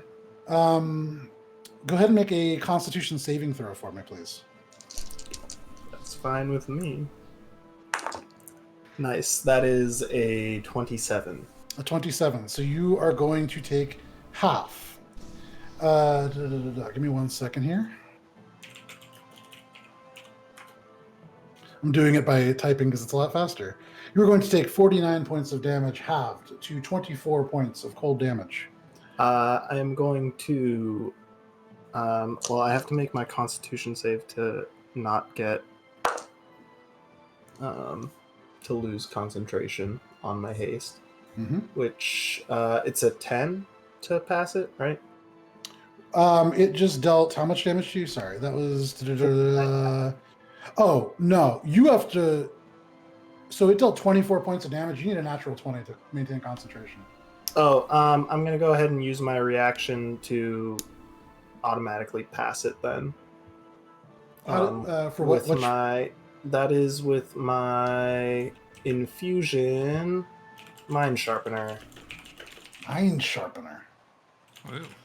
I gotta take a look at this. I'm learning a lot about artificers today. While wearing this infused item, whenever the creature fails a con saving throw to maintain concentration on a spell, it can use its reaction to succeed instead, expending one of 4 Dope. charges. Very cool. So you can see as this kind of hits you, you feel the cold roll over you. That lets you succeed on the save? Yeah, so I just take you'd the already 24. succeeded. Yeah, so I just take the 24 damage. Gotcha. And you don't lose haste. So And now I'm going to smack him around a bit. you can certainly try. So for my first action, I'm going to hit him with a firebolt again. Okay, go for it. That's 28. 28 hits. All right, so he's going to take 5, 10, and 2, 17 points of fire damage. And then He's starting to look kind of rough. Then I'm gonna smack him with my lightning launcher for my second attack. Go for it. That's a 19 to hit. 19 just hits. Nice. That's going to be another 2d6. Go for it. That's 8 lightning damage. Okay. Then I'm going to use my action surge to get another action. Go for it. I said jam instead of. Jam. And I welcome to am the slam. going to. How's about? What are you doing? I think I want to hit him with a lightning bolt. The spell lightning bolt? Yes, the spell lightning bolt. Right when you said Okay. that, the wind just like ripped through our apartment. It was really goofy. Yeah. Oh, Lightning nice. bolt. All right, so he needs to make a dex saving throw. Okay. Okay, so that's a 9. He fails that. He's going to use a legendary resistance to instead succeed. He takes half of 8d6 lightning damage. So let me just get all my d6s together. And get some space on this board. All right, so He's that's starting to look kind of dicey, no pun intended. So Hey. 15 plus 12 is 27 lightning damage. And that's half. And then I am going to use my bonus action to stab him. yeah, so using fighter, you can use your bonus action to make that attack. That's heckin' goofy. That is Fighter multi-classes are a dope. 22. 22 hits. All right. And that's going to be... Ooh, full damage. That's going to be 12 piercing damage plus 10. That's 22 damage, 10 of which is force damage. Because I'm using a psionic energy die. Okay. Jesus Christ. Oh my god. In onslaught in the air. You could see this thing was taking off. It turns, looks furious at you, blasts you with this icy breath. Equally furious. And you carve into this thing. Lightning strikes it, fire strikes it, you stab into it. Elements, and Heinrich, from where you are, suddenly next to you, like a scale hits the ground. You can see now elements of this dragon falling, and little bits of blood now streaking into the snow around you. It's looking pretty rough. That's the end of your turn, Akka? That's my turn. Yep. Jesus. As its action, or as its legendary action, it is going to use 2 of its legendary actions to use wing attack. Make a dexterity saving throw at disadvantage. It's balanced out because I'm hasted, so I have Fantastic. So advantage on flat dexterity save. How's a natural 20? A natural 20 is going to succeed it. Fucking hell. But as it does this, it lifts another 40 feet into the air. You lose sight of it again. That is your turn. That That's brings his us turn. to that's Oh no, his legendary That's your action. turn. Yeah. Heinrich, what would you like to do? I have no idea where any of this is. Nope. You're looking up into the sky. Is Nothing. it far out of range of everything that I have? You don't know. assuming- Presumably. Well, where the bursts of firebolt and lightning were. That you cannot see that. They're that's they're far high away. enough in the air. Yeah, they're We're like 80 I feet know. up now, Alright. right? a little Then, higher than Napa. Yeah. Immediately, I'm just gonna yell, "Shay, where's Morwen?" and Carranza. And then wait for her response on her turn. Fantastic. Using, I don't know if that's an action or not, but No, that's like a free action. perfect. And then bonus action, use some of my healing light on myself and Go start for it. running in the best guess direction I have of Okay. where Morwen would be, while scanning. I'm going to take a shot in the dark and try to cast message at where I think she would be. To me? All right, what are you saying? I guess just like, where are you? Morwen, in your head, through the blackness around you, you just hear Heinrich's voice cut clear through. Where are you? Well done. Wow, that actually worked. Yeah. Holy shit! You had a 1 in 8 chance, and you got it. Fucking no. Okay. That All right, brings us I'll roll to my healing on my own. Oops. Morwen. So quick smash cut, Morwen. You're there with your flagon. You can see the little splashes of ice up on Karan's frozen corpse. Okay. Well, from his message, I'm just gonna stand up and be like, right here, right here. And you hear that, but that's for what that's worth. Do you Anything say it else, out Morwen? loud or do you say it in message? In message. Oh, well, duh. Either Alright. way, not very I helpful. always respond to you out loud. You in all always, fairness. you usually do. So I'd like to say that I think I would say it out loud. Okay. And in a panic and fear, you'll probably default to your reflexes. And you're pretty far from the rest of the group. You're about 60 feet away, so that would not be heard. Okay. Um, Whatever. Well, But I you know, felt it connect still. at least, so that's a. I know I'm heading in the right quote unquote direction. Yes, Shay, what are you doing? How far has Heinrich moved away from the light, or where they went up? Like, I ran my it's 30 full movement, feet. so 30 feet. Okay. I'm gonna make And you're my still way. within technically the sphere of light that my crown emits, because as long as I have 4 or more, it's 30 feet. If you were Yep, in that, so you're it still becomes good. 10. Okay. So now run over to Heinrich and say, Heinrich, I need you to throw me up. What? Just Can I? Everyone's throwing up these days. Don't do this. I'll jump. I you will throw. say, And this is a reaction on her turn? yes. Why the fuck not? I'll spend my It's reaction just cool on it. shit. so- Rule of cool. Yeah, real cool. You All can right, spend your there's reaction. my reaction. So this is Okay. what I'm gonna say. Make Heinrich make an athletics check with the belt of stone giant strength. Yeah, okay. This doesn't Shay, give make me an a acrobatics or check. anything, right? It's just straight. That's like Straight score roll. change. That's it. Yep. Okay. Here we go. How does a 21? No, 20. Yeah, 21 do. Pretty good. Shay, what'd you roll? 26. Okay. With So your strength right now is 23. 47. Just kidding. You grab onto Shay, who you've never like lifted Shay up. Uh-huh. Surprisingly light, like Yeah. half the weight that she should be given her size. Uh-huh. Up into the sky, no problem. Go The belt flares a little bit around the stone giant face. You hear this chanting dimly in your ears again. And Okay. Shay, you are flung. You get thrown about 30 feet up into the air. Wow. For a moment, you reach this equilibrium, the snow blowing past you, and it feels like you're flying. What are you doing? Can I see where Akka No. is at this point? Okay. You see then, snow and snow. then Worth a shot. falling back down. Worth a shot. You see up into the air, just gone. Just lands right in front of you. The snow does not change underneath her. Ah, Jesus. That is I'm like, this is like mid-run. I like turn backwards and like, okay, and I just like start turning around to run again. yeah. And you just turn back and just lands right behind you. They're too high. Shay, yeah, that is your turn. Awesome idea. Super cool idea. Unfortunately, they're about 90 feet fucking in the air.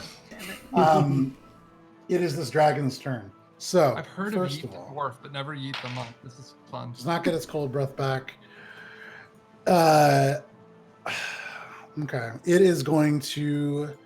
You can hear Akka above the storm as this disappears further into the squall. It seems as if it is running. You would imagine it has taken its full turn to move, which pretty good. That brings us to your turn, Akka. I need everybody to make a Constitution saving throw. I'm trying to keep up with it, I think. Okay. Um, We're good. and yeah, there's a Natural 20, 20. 20 Also, Fuck, something, that's four something. or 5 for me tonight. I don't know how 25. that is happening. Shay, 19. excellent. Morwen, 14. with the tabaxi slowly freezing to death in this cold place. That's 9 points of cold damage. A So, little more P than last time. Akka, how much movement are you taking up? I can go up 70 before I have to use dashing and stuff. You rise 70 feet. This is Superman streaking through the snow coming down. Nothing. I can't see anything. Nothing. I'm going to use one of my 2 haste actions to go up another 35 feet. Another 35 Or I guess feet. another 70 feet. So it's 140 feet in total? Yes. You're still streaking up, your eyes freezing. You can feel the tears running down and then streaking into icicles down your face. It is snow amalgamating across your armor. You can feel it beginning to freeze. This is like Iron Man up in the atmosphere, ice beginning to form across your armor. And as you end this, you're 140 feet up. You still do not see this creature. You see the snow swirling in different directions. You're much closer than you were before. It is still beyond your visual range, which is only 10 feet. I guess I'm going to use my action to go up another 70 feet. Okay. Your eyes closing as like the armor itself almost pushing down. You feel your skin bruising underneath. You go 10 more feet up and you can see just faintly, having moved 160 feet in its last turn, the edge of this dragon. It was 20 feet in front of you. I stab him. You've used all of bonus action. Used your action. I use my action, my your movement. So yes, you have a bonus action. Go for it. Bonus action stab. Fantastic. Do it. 25. 25 hits. Go ahead and roll damage. All right, let's go. Big Damooge here. I'm gonna have to. It goes without saying that I'm using one of my psionic energy die. Yeah, go for it.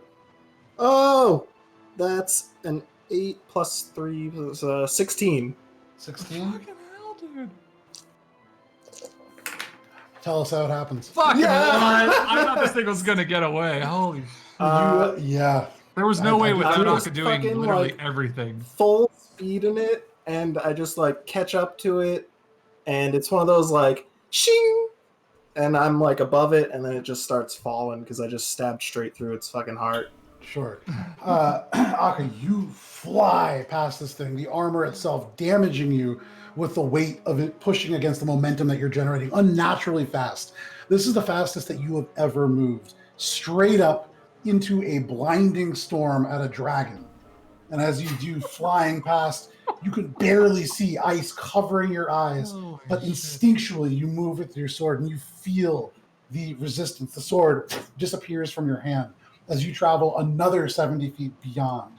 You lose sight of this creature. You see the eyes glaring, the point furiously pointed at you, but it just begins to kind of loosen as you lose sight of it. A couple of seconds go by. Heinrich, 10 feet away from you, suddenly up above, as you turn to look, you see Shay land. Shay over the wind yelling, "It's too far above." Like 10 feet away, snow thrown up on you. You are not prone with this impact, but having slayed an adult white dragon in the midst of the squall, you guys are taking out of initiative order because you killed this white dragon. Fucking well done. Fucking what? Because it is 10:28, this is where we're going to take a quick 10-minute break. So thank you guys so much for sticking with us through a very... Oh, man. I am amazed. That thing had 387 hit points. Yeah, that was a brutal encounter. So thank you guys all so much for sticking with us. We're going to take a 10-minute break, and we will be right back. We'll see you then. Whew. Man. Just...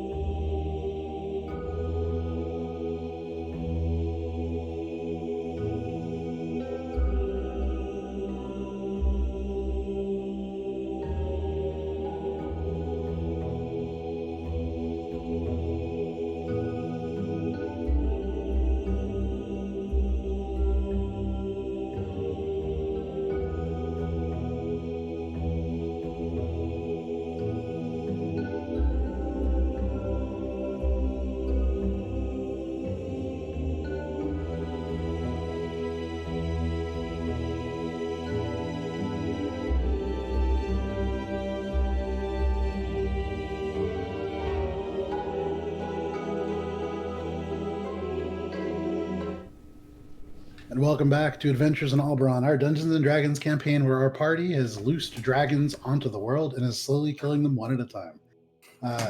If you're just joining us, you missed a really great dragon fight. That was just pretty bananas. But we'll just jump right back into it. Give me just 1 second here. I'm still just like... my poor dragon. How even did that happen? Let me know when 10 minutes has been up and then an hour has been up. Okay. Heinrich, you see 10 feet away this white dragon, the body broken from the impact in like a 10-foot divot within the snow. Snow kind of falling down and settling onto it. The wind howling through. You still don't see Akka, because Akka is 210 feet in the sky. I'm going to take a deep breath, be like, holy shit. And then start cool guy floating down. Okay. So... As soon as Shay? the dragon hits, I'm going to start leading Heinrich toward Carranza. Mary Poppins. So she guides you over towards the frozen body of Carranza. And I will start scavenging the body for cold-resistant parts. Okay, so you walk away from Carranza. I didn't have it that way. Shay just I said led you bullshit. over to Carranza. Oh, you led me to it? I'm sorry. Yeah, That dragon's not going Dragon's anywhere. not that's going true. anywhere. That's true. Carranza It's might marked be. by green light. You're right. So we'll go back there. I'll just mention that idea to you, Shay. How about that instead? Getting out of here is more important. Yeah, but we're going to keep freezing otherwise. Okay. So, Heinrich, you go over, you can see Carranza frozen into a block of solid ice. You see the eyes open, unmoving within. Okay. What are you doing? Just because cure wounds. Okay. I'm gonna try. Yeah, sure. Why not? Does it work? Because I have to touch them. So, interesting point. You would know you cannot touch them Okay, through cool. this ice. Yeah. All right. So I guess instead I'm gonna light a fire close by Okay. to just. Are see you if I doing can melt it. create bonfire? Yeah, create bonfire to try to melt it. And The I'm gonna flames see that and be like, oh great, I've Until been like, they freezing. die down in the snow. You have to continually cast it to keep it lit. Yeah. Just try to thaw so I can touch and then break the. Help me chip this ice off of her. I will say as I'm doing this. Helping. And then as soon as the skin is visible. This fire teal wounds. burns. Shay, you go over, you begin to chip away. With everybody helping, you can pull elements of ice. You eventually get to Carranza's shoulder. Very fitting for Carranza. And you cast Cure Wounds? Yep. Okay, go for it. Okay. That's 33. Wait. 33. 33. Yeah. You touch Not the greatest, shoulder. but not bad. The only part that you can see still exposed. The glyphs and runes glow on her skin underneath the ice. You can see the ice refracting this teal energy out. You see the eyes still frozen because her face is still frozen. Shift. Yeah, You see and we're panic on her continuing face. to Okay. continuing Yeah. to mostly out of the face too is where I'm going, just sure. to get her Yeah. to breathe because I want her to suffocate and die. Right. I'll say without too much trouble, you chip away, you chip away, you chip away. She breathes in. You pull ice away. You can see her trying to pull the shoulder out. You can see as soon as the hand is free, she grabs the transmuter stone and shifts, and suddenly the ice crumbles away. Perfect. And as it clears, there's an Arctic fox that then shifts back into Carranza. I was Very so scared you were gonna disheveled. say she disappeared, and it's like she left us. No, she can't. She didn't get a long rest. You can see Franz, now. all right. You okay? Are you okay? You okay? The dragon's dead. We're not in any immediate danger other than this. She looks small over, still. kind of backs away from the dragon for a second. The fuck? Yeah, you missed the whole thing. It was great. It lasted 18 seconds. She looks over. Did you all just kill a dragon? Yeah. Now let's see if we can salvage any parts to keep ourselves warm in this harsh winter cold, so we can find a place to bunker down to get you your spell and get us the fuck out of here. Yeah. No, I'm on board with that. You can see she gets up, ice just falling away from her, the snow pelting her. You guys are cold. Everybody make a Constitution saving throw, please, at advantage. Have I landed at this point? I would say yes. At this point, you have landed. 21. Unfortunately, nobody sees your cool guy landing because they're all working on Carranza, but you. I'm just kind of no big deal. I just fucking killed that dragon. Okay. Fine. Hey, I mean, that's all Anybody news for us. below We've done 15? that. Yeah. Oh, You guys find are Morwen. able to last through. Morwen. No, I'm cold. Morwen, you take. Ooh. 13 points of cold damage. All right, I'm As the using wind healing light on howls her. through your again. fur. I'm gonna use all 5 dice of healing light on her. I've got like icicles instead of whiskers. Yeah, the whiskers are solid. Every time you turn your head, they don't move with the wind anymore. Okay, you heal for. That would be. That's 18. 22. You feel the warmth surge into your body as the celestial light passes over you, the glyphs bursting into nothing as they hit your With skin. like a pat on the back and like, it's okay. I know dragons scare you. Don't worry about it. You'll get them next time. I'm so cold. I want to go home. Us too. All of us too. Where's Akka, anyways? Akka, you turn around. He's behind you, his arms crossed. He seems a little annoyed for some reason. I'm gonna run over and just hug him. Don't give a shit. Oh, Okay. well, Thank you. Guess we're. And then like shoulder length, kind of like hold you out, like you get it now, right? This shit just happens, and this is why we're so crazy, because it just fucking happens all the time with us for some reason. Wouldn't have happened if we teleported to the right spot, but you know, yeah, Okay. I get it. Okay. Right, snowball's chance in hell that could have happened, and here we are. So we're not out of the woods Snowball yet. Hill. Nope. I'm gonna start searching. Go ahead and make an investigation check. Can I discern if there's a way to composite a bunch of like scales into something protective for any of us or all? Make of us? an intelligence check. Flat intelligence. Morwen, what was Okay. yours? 19. 19. I'm very So going- cold, but I'm very. What is going on today? I got 18. Nice. 17 So- plus 1, but still. Morwen. You begin to look across this body, and Heinrich, you kind of follow Morwen as she does. Morwen, there are no items on this white dragon. Doesn't But- have, like a wallet sticking out. Interestingly, you get close to the area, and it's maybe like 10 feet off from where the dragon corpse lies. You're looking around. You like are just able to pull part of the wing up. You don't see anything. You drop it in disgust. You kind of turn, and there's a glint that catches your eye. You cross maybe 10 feet over. You can still see elements of ice from the shelter that you had made still sticking out of the ground, but quickly amassing snow that's going to cover it. The edge of a silver chalice, a large silver chalice. You'd guess this maybe 2 feet tall. But you just see the rim of it at the moment jutting out from the snow, the rest already covered. Okay, can I? It's a challenge. Cup. I forgot. Oh, okay. It's a pimp cup. Can I get it? It's a So swanky you cup. bend down, and as you pull, it is surprisingly heavy. And as you pull it away, Warren, you lift it out of the snow. You have to use both arms and really kind of put your shoulders into it. It is about 1 foot to 1.5 feet across, this cup. And it's deep. There are, let me just 1 second. I don't want to say the wrong thing here. Looking at this seems to be sized for a giant.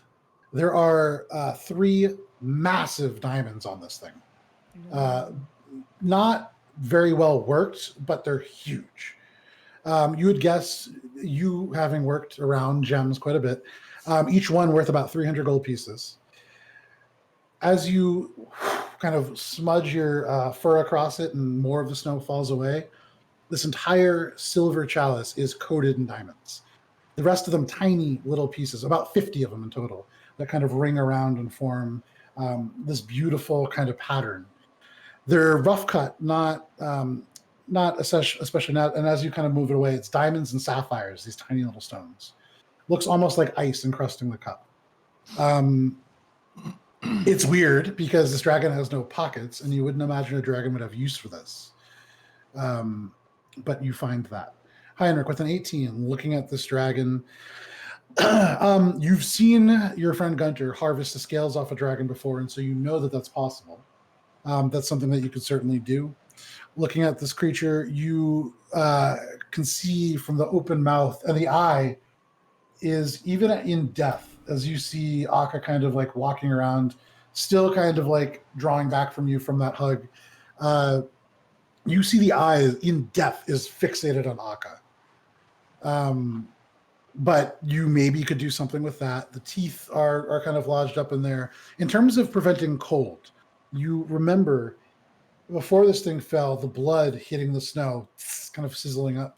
And looking back, there are elements of the snow still not covered over where this liquid is still kind of slowly seeping in. The blood seems to have cold resistant properties of some sort.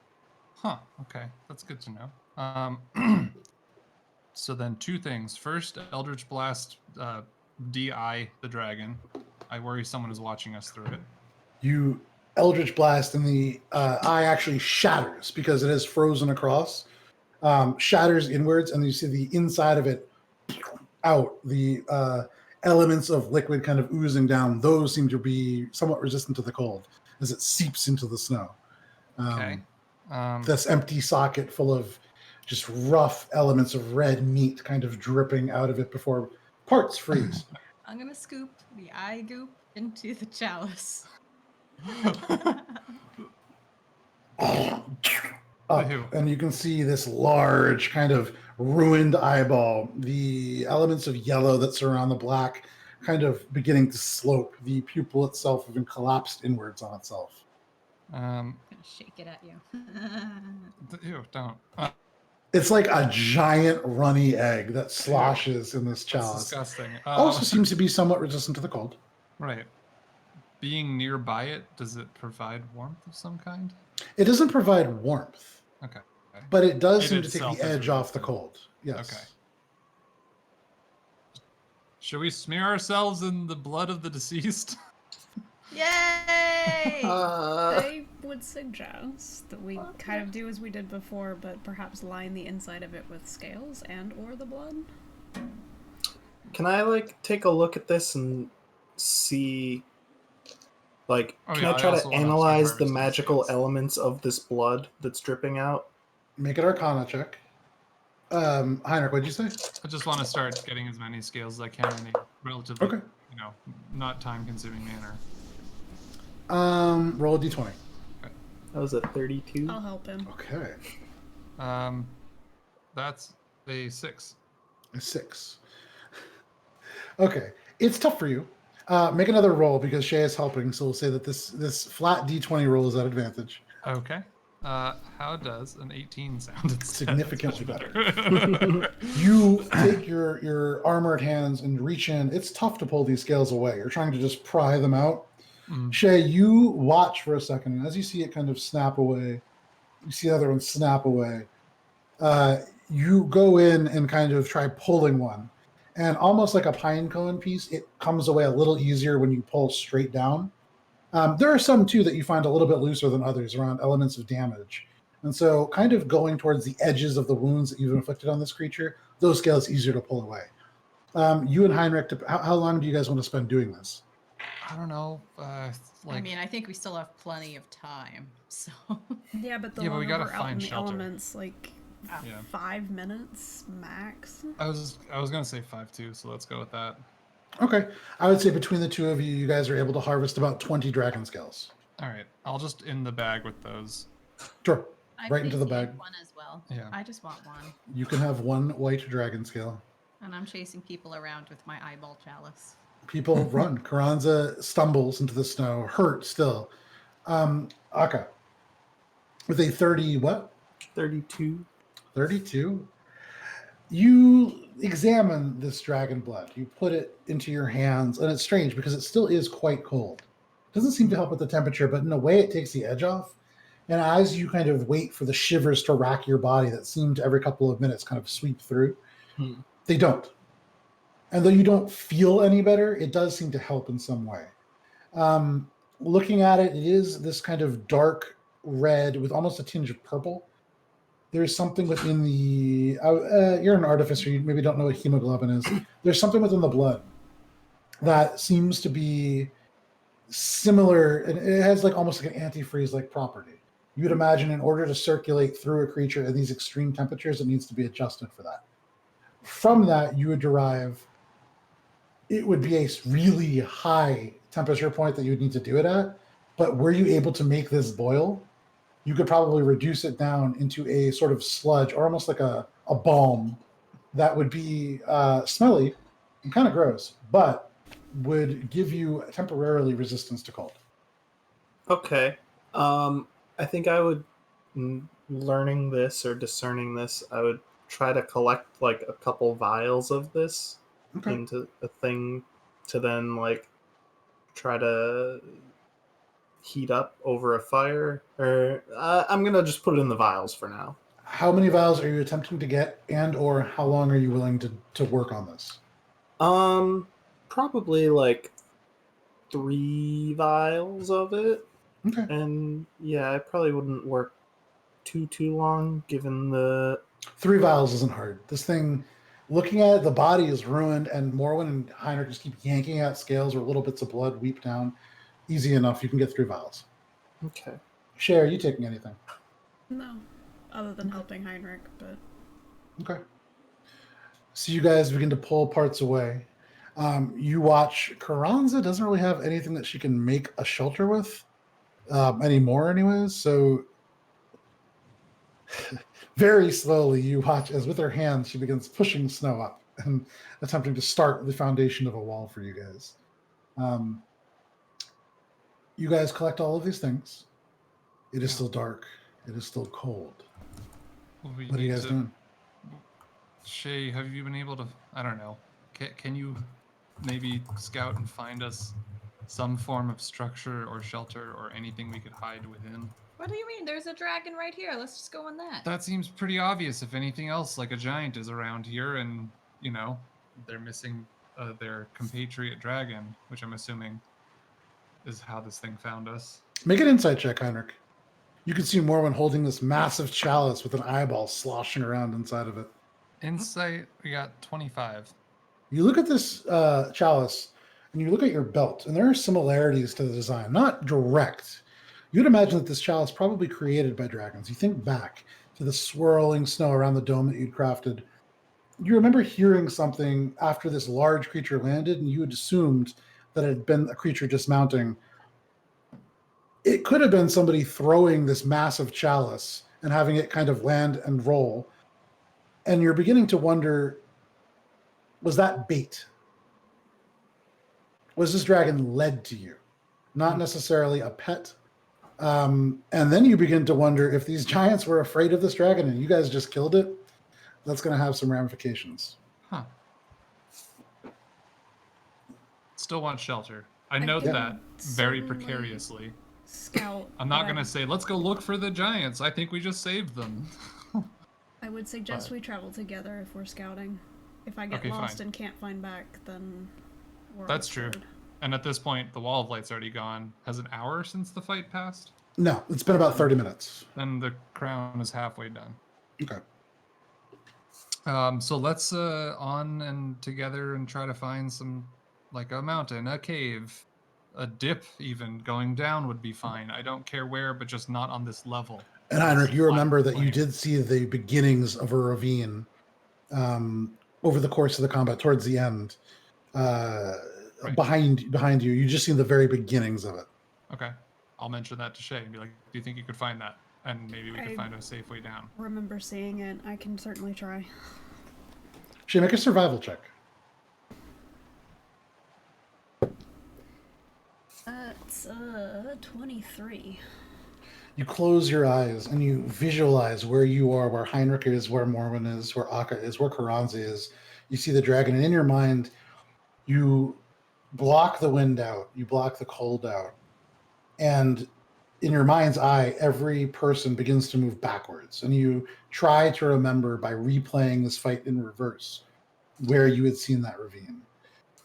You guys watch Shay kind of close her eyes for a minute, take a deep breath, turn, and then walk to the right 30 feet, kind of beginning to disappear. You guys follow? Yeah. Okay.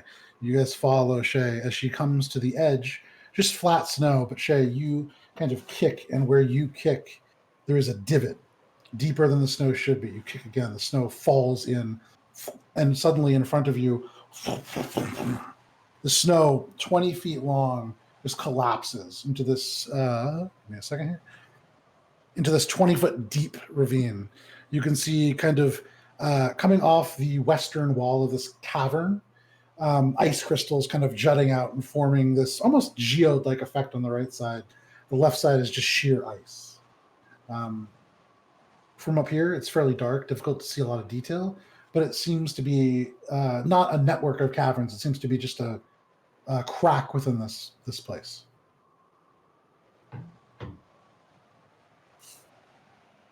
Shall I we? can certainly get in and out. How about you and Carranza? Yeah, Karanza, I will help you descend. Yeah, no, Let's- I'm not gonna push down help. I mean, if you're going to help, please. I'm not feeling great, so Yeah. I'm aware of it. let's do it though, because it's getting real cold up here. Exactly, yeah.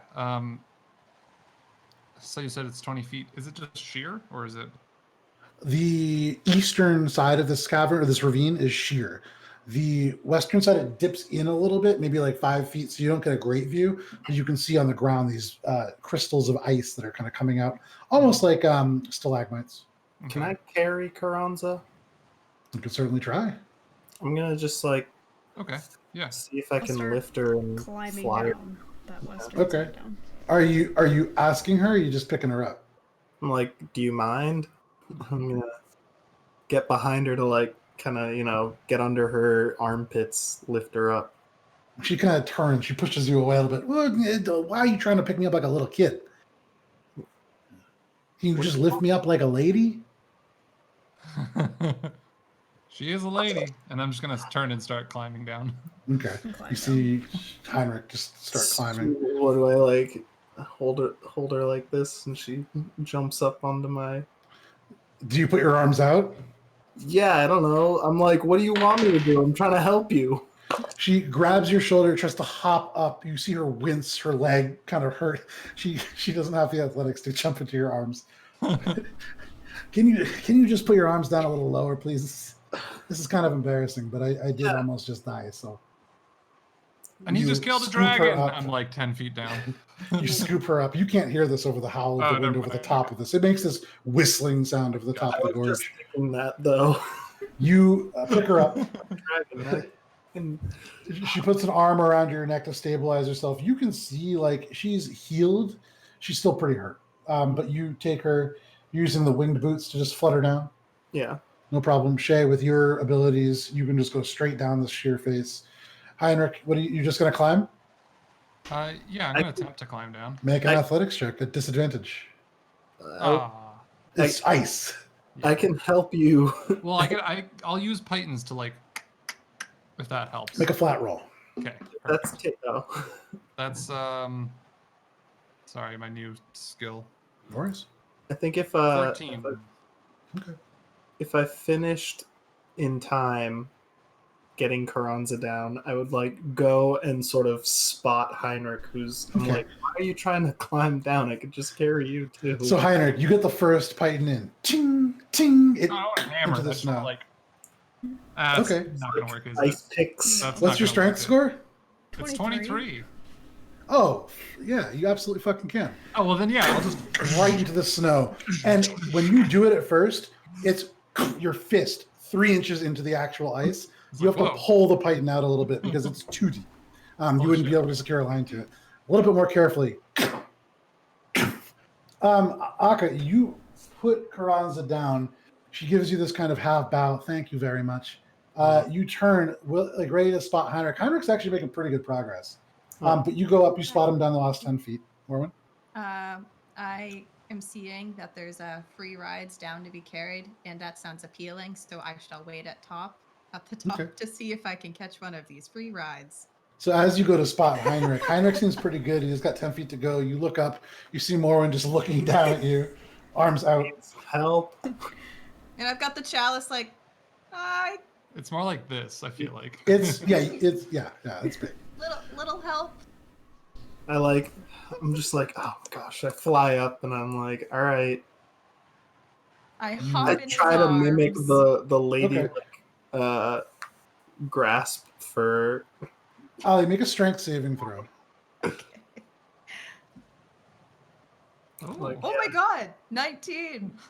You leap. You just manage to cling onto this chalice. Akka, there's a brief moment where you see the pupil of the eye again settle on you as it sloshes almost to the edge, almost spilling onto you. The liquid just held in by the thin layer over the top of the eye, back into the chalice as Morwen holds it. You kind of holding your head back away from Morwen, gently let her down right as Heinrich kind of begins to pull some of the pythons back out. He's now on the ground. You are all at the bottom of this ravine. Cool. Here, the wind no longer a terrible factor for you, but it is still cold. Yeah. Can we get a wall up? Can we disguise this place and just try this resting thing again? I asked to the group. I mean, I'm pretty beat up, so that, yeah, I think I'm just like finding a wall to rest up against. And, like, yeah, Carranza does the same. You can see a little pale, still like the color's starting to come back, but that was an experience for her. Yeah. Yeah, I'm gonna curl up around the chalice, like donut it, and pass the fuck out. Okay, so for all of you watching this tabaxi around the chalice, an eyeball just slowly freezing within. I'll melt the ice. It is cold. You would imagine a fire would probably be a good idea, or some way of warming yourself up. I'm gonna take out the lantern with the pieces of the breaker. Okay, so you take out the lantern, and as you do, this warmth radiates out. Snow not falling here terribly much. There is some that comes in, but it is warm enough that should you all gather within 10 feet of this thing, you will not need to make Constitution saving throws. It's going to be an unpleasant night, and sleep will be hard to find, but you can certainly do it. Impossible for some.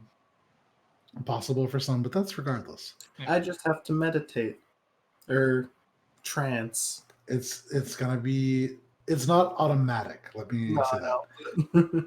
So, you guys now begin to kind of gather around the elements of the breaker in this lantern. Are you placing it directly on the ground? No, because I know that it would probably melt through over the course of the night. Seeing as how it melted through stone, you would guess that is accurate. Yes. Yeah. So I think I can stay up and just like mage hand it. I can mage hand it. It's not more than 5 pounds, right? No. No, you've held those lanterns. You know they're pretty light in and of themselves, and there's just shattered pieces of it's white hot glass almost. It looks like you can't actually see what it's made of. It's so hot. I'll just mage hand it and then set it down to recast mage hand for at least the first 4 hours when Akka's meditating or trancing. Okay, sure. Sure. So you're meditating a bonfire. Is anybody doing anything before they go to sleep? Take 2 of this long rest. I mean, all the blankets possible. Sure. Should throw them all on everyone as much as possible. Yeah. Or when you take out your 6 sets of warm weather gear and all of you gather an amalgamation of blankets hovering within this 10-foot kind of sphere where the bits of warmth just seem to penetrate the cold. I'm going to say with all of that preparation, with the breaker out and all that kind of stuff, you find sleep without issue over the course of the night. Akka, you meditate. It takes you an extra 10, 20 minutes to get into that state. It is so cold, but you manage to do it. Carranza finds sleep. Morwen, very quickly, you find sleep. Shay, down here with the wind overhead, just the faintest bits of snow falling, this isn't that bad. You find sleep without issue. Heinrich, after about 20 minutes, no more, everybody passes out, exhausted, hurt, battle-weary. You find yourself awake and alone within this space. Mm-hmm. What do you want to do? All right, Uriel. How...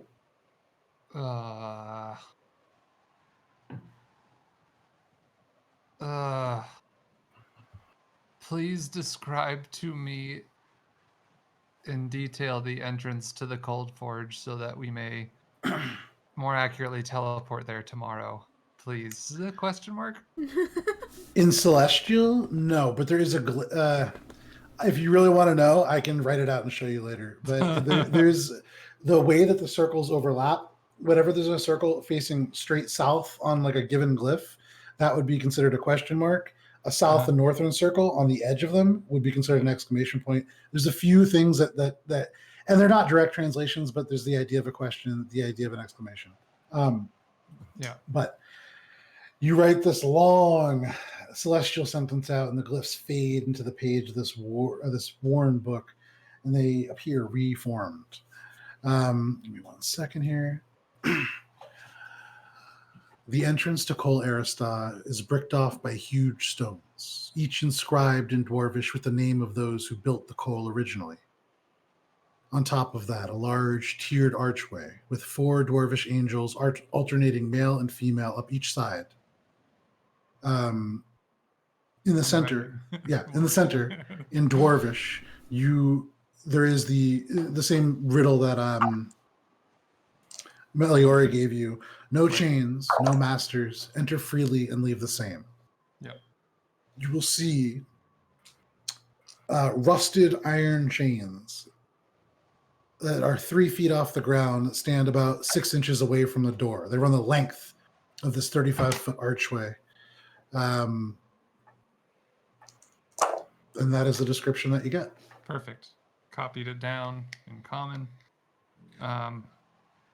Or if it's easier, celestial first, then common translation. Sure. So that I can relay this, so that we may attempt it again with a slightly higher accuracy. Absolutely. Paper begins to accumulate around you. Yeah. The next question is, who was that dragon that Akka just killed?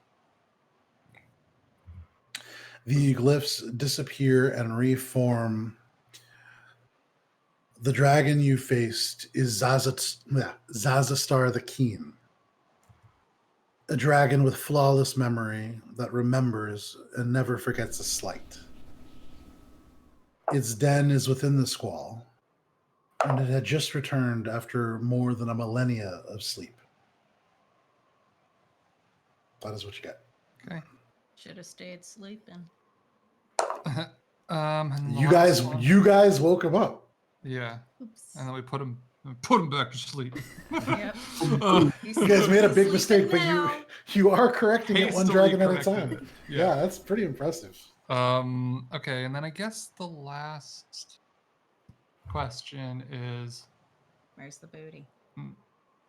Sorry, I'm no. I say it out loud anyway. In my you just hear that actually tracks. That tracks. But no, you hear one of the claws ting, ting on the base of the chalice. Yeah.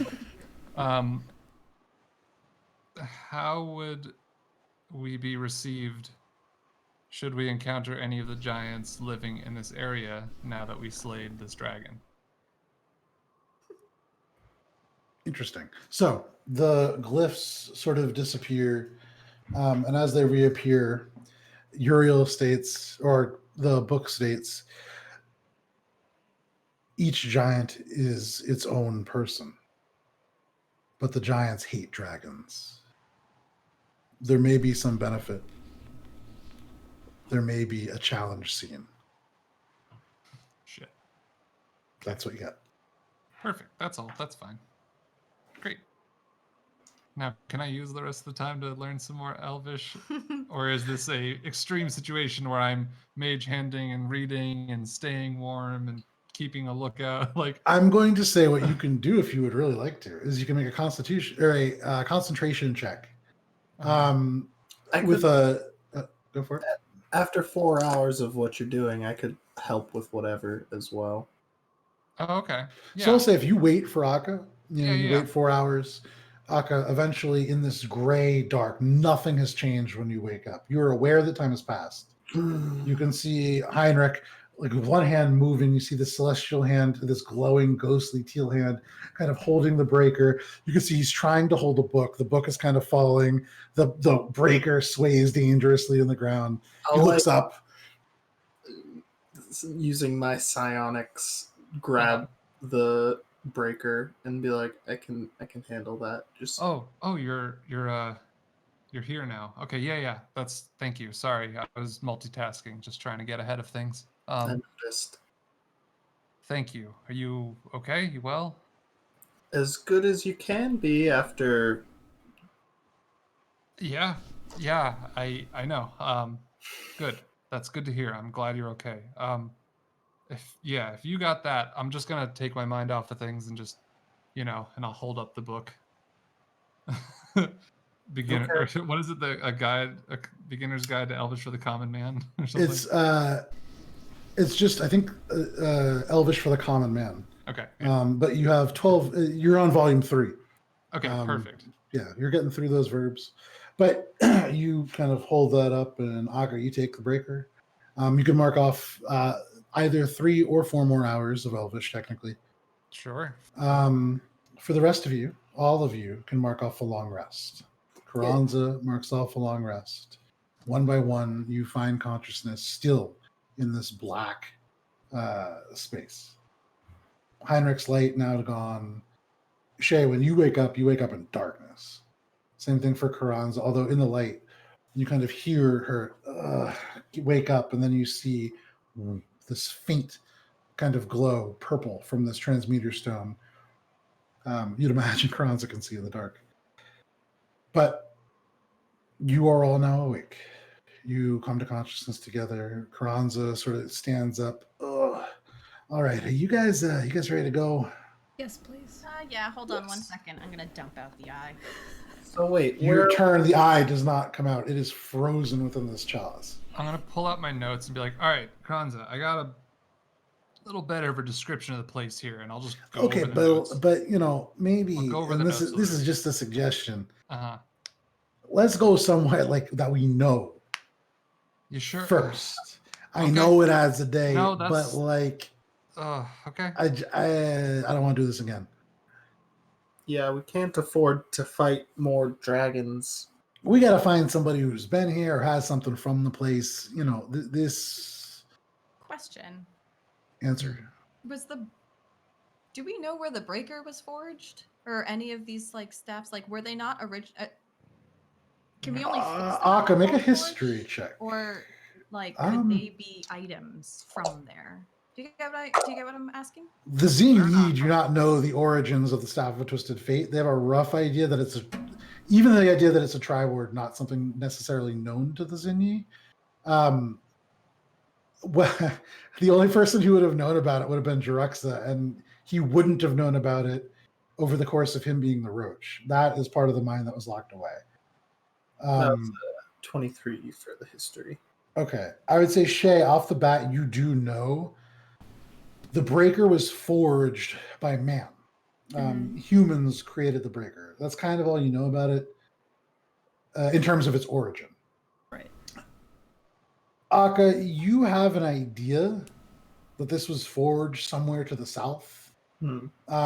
Just given the description of it and the materials that are described, but beyond that, no idea where it was forged. And the idea of it being forged, maybe not necessarily accurate, but it was created somewhere in the south. Hard to tell. But there is at least one more place where you could theoretically fix it. You would guess. Yeah. We're not near where it was probably forged. Okay. Oh, for what it's worth, Joe, Carranza also gets 12 bonus HP from that rest. Oh, is that the temporary HP now? Yeah, everyone gets 12. Nice. Short and long rest. That is a fourth of her total health, so she will gladly accept that. Yeah. She'd be feeling a little more perky than she usually does. Yeah, no, I'm ready to go. Are you guys all ready to go? We could just get out of here. That's up to you. Why don't you touch the eyeball and maybe we can go to the dragon's den? That's a really bad idea, Morwen. Sorry. Why would you even suggest that? Here's the thing. Well, I'm going to veto that for now, but maybe take the eyeball because we could keep that as an option. I'm not going to... stuck here now. No. I have scales. We're good.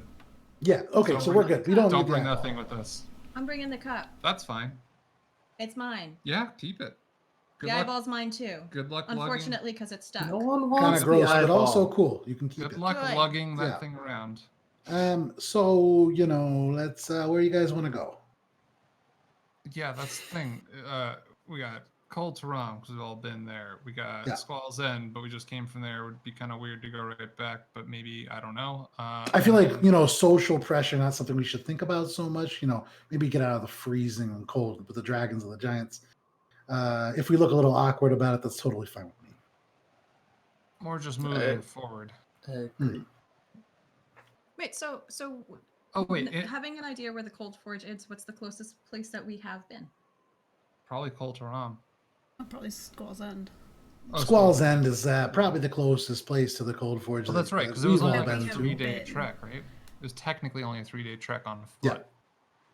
Okay, so we can go there. I do have a question, Joe? How long has it been since? Oh God, what's her name? Edelweiss? Thank you. How long until that's? You know what? I'm gonna call her real quick on the sending stone. Take out the sending stone, sure. Edelweiss, hi. Sorry, long time no talk. But how is the ring coming along? Ring? It was a ring, right? We didn't do It the was a dagger, ring we of did the ring. telekinesis, I believe. That's what, yeah. You hear there's a second of a delay. You would imagine probably she's not just holding this thing, Sure. but after a couple seconds go by, you can hear from the stone emanate the soft voice of Edelweiss. Mhm. Heinrich, it is very nice to hear your voice. It is not complete. There are difficulties finding the materials, but it comes along. Next time you are in, I can show you the progress. Okay. And I look up to everyone, just like, Colteram, maybe? Do you think Glove's just still standing in that room? Ultram will add more time to our travel, but if you Okay, feel okay, it, Squall's End. Squall's End. That's fine. We You can go guys back sure? to I Colteram mean- later. I'm indifferent. I think we should either go back to where we can safely get, or if we're really trying to go for broke, we might as well try to do it to like the place that we need to get to. Okay, I'm going to veto that. And as a person that can cast a spell, I think I that's a didn't pretty say I solid veto. wanted that. Yeah, I'm just saying those are sort of the only options in my mind. Yeah, no, I agree with you.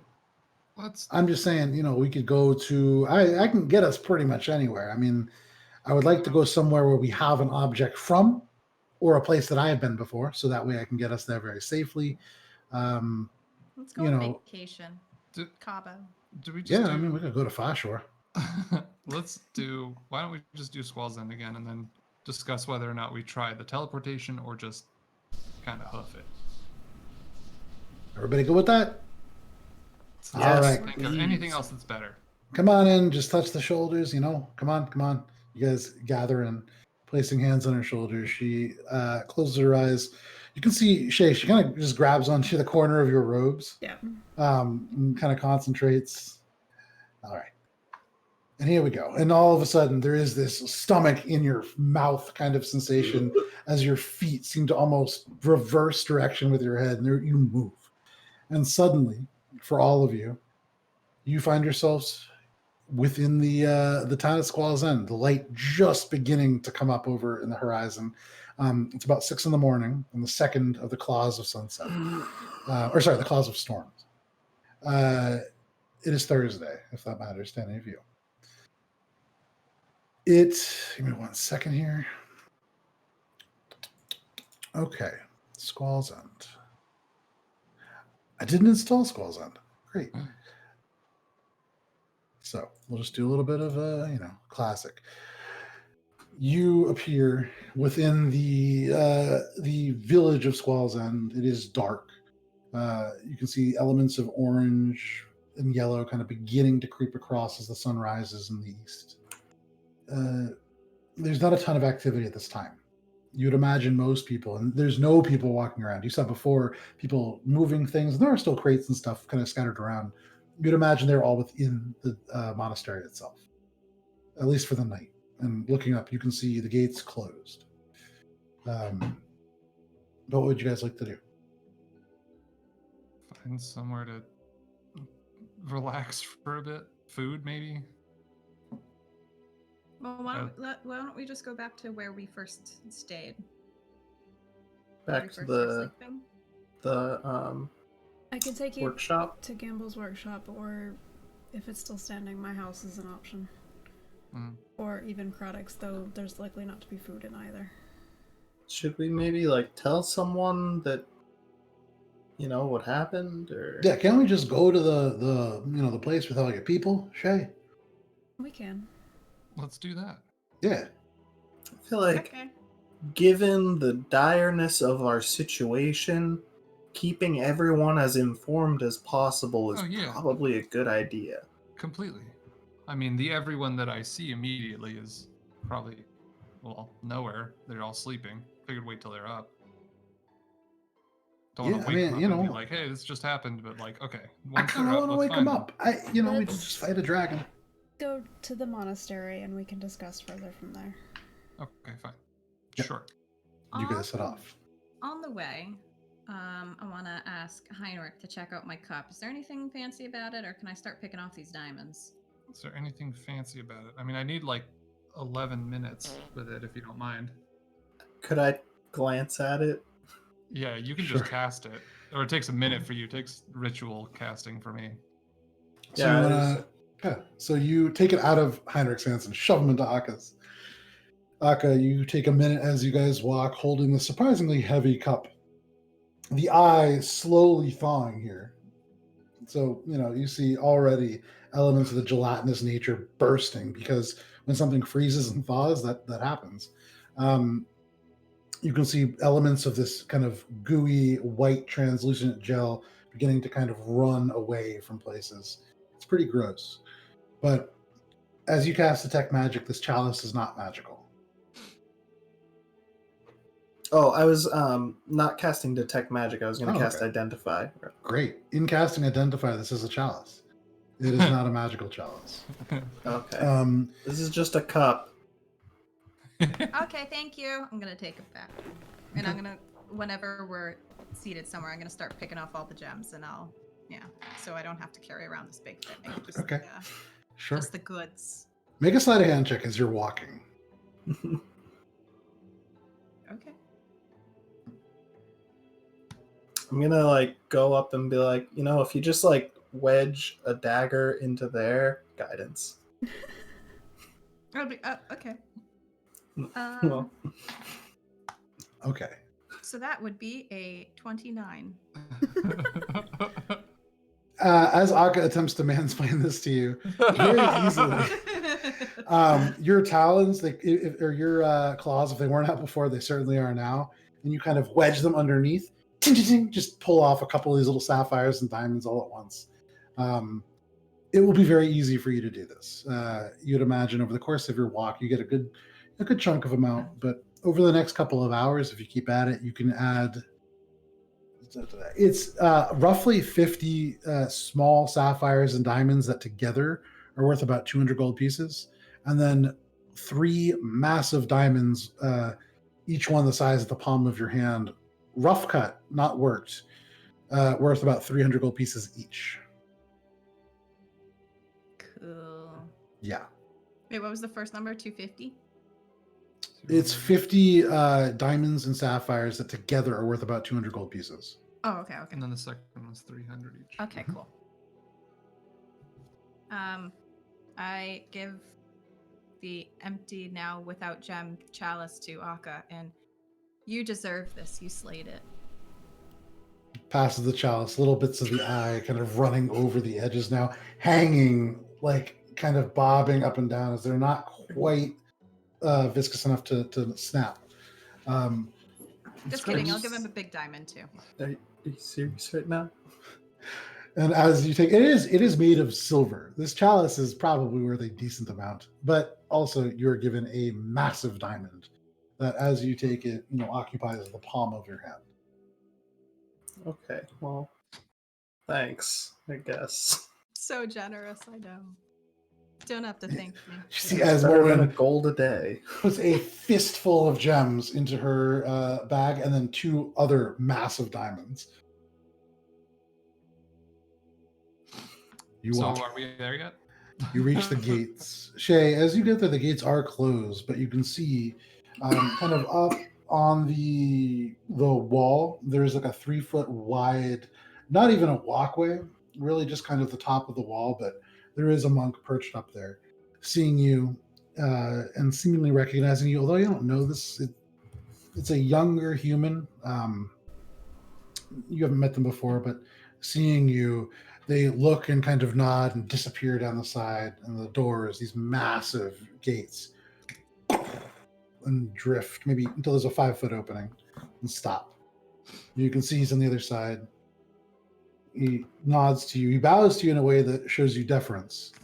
And then just kind of stands aside for you to enter if you would like. You can see here and there within the monastery proper, there are monks who are walking around going about doing the beginnings of their day.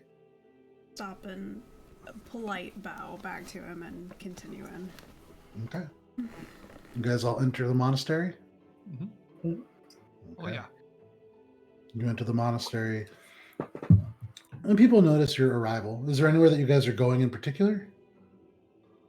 I'm just following Shay. Okay. I would lean over to Shay and be like, if Campbell's up, I feel like as the new leader, it seems, who better to tell? Yes. He would have the greatest access to resources at this time.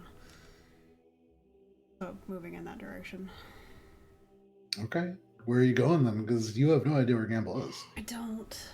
Normally, he would be at his workshop already for like the last 3 hours. Yeah. Is there like a listener chamber? Is there? Yes and no, but I don't know that Gamble's occupying those spaces anyway. Let's You would give it a guess shot. probably not. Probably not. Okay. He does not like being the listener. Are people just like walking by? Yeah, and if you make eye contact, there is like a polite bow to you. If Shay makes eye contact, there's a significantly deeper bow. Mhm. Like- Whoever's passing by now, excuse me, do you know where we could find Gamble? You can see another human, probably middle-aged woman, shorter hair, similar to Shay's when you guys actually first began this adventure. So a little bit shorter than... actually, no, Shay's hair is in places significantly shorter, thanks to Chronic and his bad haircut. But you kind of see she stops. Yes. Can you point us in the direction then? Of Sorry? Gamble? Of Gamble. Yes, I believe he's in the Court of Mystics at the moment. There's a project coming together on the northern side of the mountain. Thank you. And I'll head that way. Okay, you all head in that direction. And sure enough, as you enter the Court of Mystics, this huge structure that you'd seen Pericolo on just the day before, off on the far side, just north of actually where Guntir had entered, this black structure, the black halls, with that creepy guy. You can see there is kind of a commotion that is occurring. You can see a large number of crates that are set up, and what seem to be these large wooden platforms that are taking shape. Within this, do I see Gamble somewhere or not? Yeah, without too much trouble, you can see Gamble, Crafters, Leathers, kind of up at the top of the stack of crates, maybe 5 or 6 crates tall. Seems to be gesturing around. Some are being secured. These platforms seem to be like they're going to serve the function of moving great numbers of goods. How? No idea. But it seems to be coming together. You approach, and you can see he looks over the side, almost seeming to sense you all approach. He smiles with his eyes, with his mouth, kind of straightens up and regains his composure, turns, says something to somebody, and then hops down one side. You see him disappear off the side, and he emerges from the other side of the crates. Long wizard pipe, almost the length of his arm in hand. But he smiles at all of you and approaches. You've returned so quickly. Yes. Initial trip did not go as planned. Yeah, we Did you... made it into the Squall of all places. You went to the Squall. Not intentionally. Well, Yeah. of course, but... We killed a That's- dragon. You can see he kind of blinks. That's an insight. I'll pull out a scale. Okay, as you pull out the scale, already he's like looking at Akka. It is at first concern and then kind of amusement before he kind of nods. You hold out the scale. He looks at it. You see in Gamble's eyes for the first time, almost like a little bit of greed. That's a cool thing. Yeah, But it's like 20 of them. Gamble looks at that. Oh, would you mind, Heinrich, if you said you had more than one? I didn't say anything of the kind. Oh, okay. So you didn't say that out loud? No. But Okay. yeah. He's the listener. He you- heard your Yes. Unfortunately, not with the powers that he has. You don't get powers as the listener. It's a title. It's a title. Do you mean to make something of this? Well, I would certainly like to experiment with it. I've never had access to dragon scales before. By all means. And if you come up with any good ideas for people that find ourselves up against, dragons like ourselves, you be sure to let me know, and I'll just hand it over. Takes the scale and kind of looks at it. You can see he's bending it in his hand, the pipe kind of tucked under an arm. Seems lost in thought for a little bit. But if anybody would like to interrupt him, they certainly can. Uncle, Yes, Shay. Still just focused on this. could you perhaps get Meliora again? I'm sorry. What was that, Shay? Mel, your friend? Oh, yes.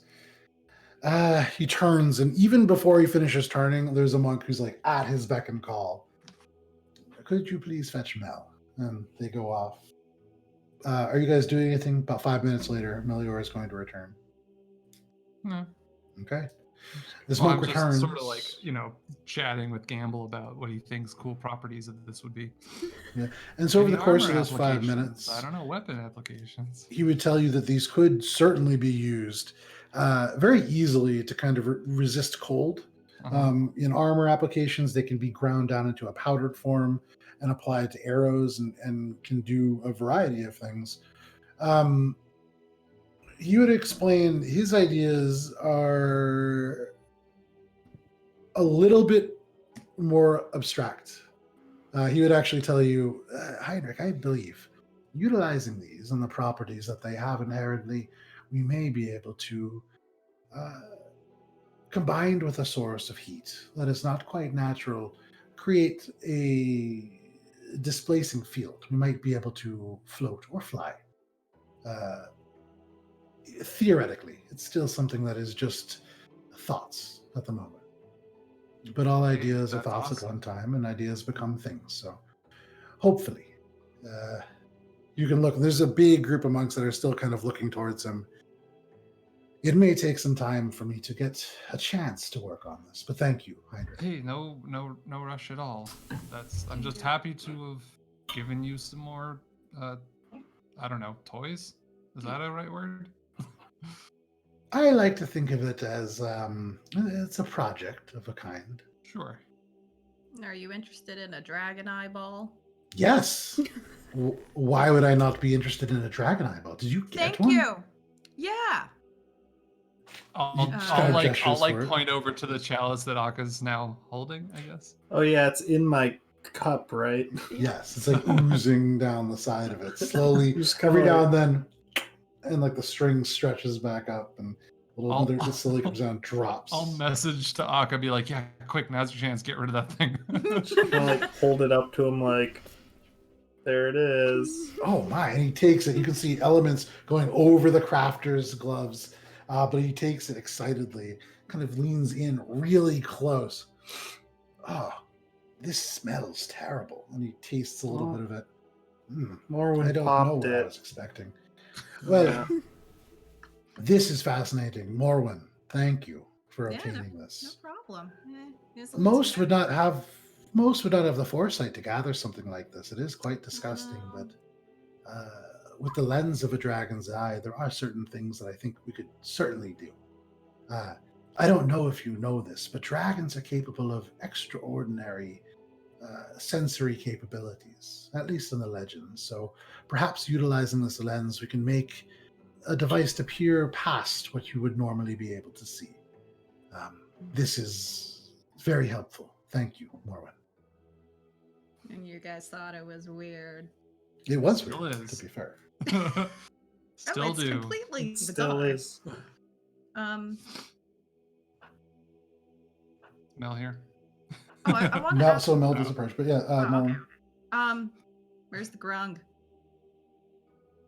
your friend. What's happened with Guntir? You mean Guntir? We threw him from the cliff. No, he presumably he is resting. He is staying with Karotic at the moment. Okay, just making sure you didn't run off to a swamp. Interesting that you should say that. He mentioned it several times. There are no swamps here. This is quite a cold place. So I'm not sure where he intends to go, but He's new. he's Guntir. He's old but new. Yeah, Yes. mixed with some new weird natural instincts, I guess, or something. I don't know. But he keeps going on about this swamp, keeps trying to get back to it. I don't know. I think that when we find our new place here in Dominion, it will be a good place for Guntir to regain a sense of self. He is lost still. Though he knows who he is, he does not understand why anymore. Any help would be helpful. Regrettably, Aira is the one who could do most to fix this. Meliora approaches. You can see still wearing this red leather mask that obscures the face, the nose, the strap going diagonally across. This mechanical arm kind of whirring as she crosses her arms. Give Yes. her a bow of deference. She just kind of jerks her head up at you. So, If you do, would you have anything from Cole Arista? she looks at you. She kind of looks at Gamble. Gamble kind of shrugs and she says, not to put it beyond bluntly, but I am a thief. Of course, I have something. Would it be We possible need it. for us to use it to travel there? No. And you can see Look. Gamble looks very disapprovingly at her and she looks to the side. We will return it. Fine. She reaches to the side, pulls out. It's like a red, like a pouch. Popping it open, you can see she withdraws from it. It's a horn, like a drinking horn. It has a silver cap to it, and there are runes kind of etched into it in Dwarvish. There's an arcane nature to it, although Heinrich, you looking at it, and Akka, you looking at it, something seems broken about it. At one time, you would imagine this was magical, no longer. But she gestures and kind of offers it first to you, Shay, kind of pulls it back. It is broken, but I do want it back. On my honor, I will return. On your life. On And my she life. gives it to you. Gamble smiles. Now, that was all very dramatic. Thank you, Mel. Mel just kind of rolls her eyes, turns, and begins to leave unless anybody has anything to say to her. Have a good day.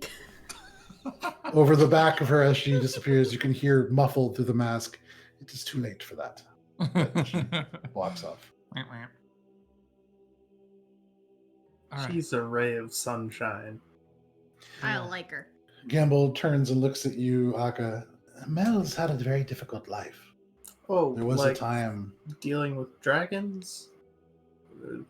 Because, you know, we Once. just got stuck in a blizzard and had to fight a dragon.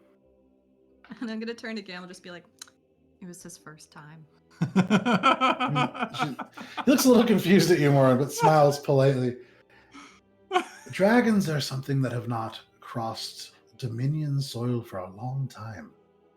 But they did walk here once, and they will again. Meliora has been through difficult things of a different nature.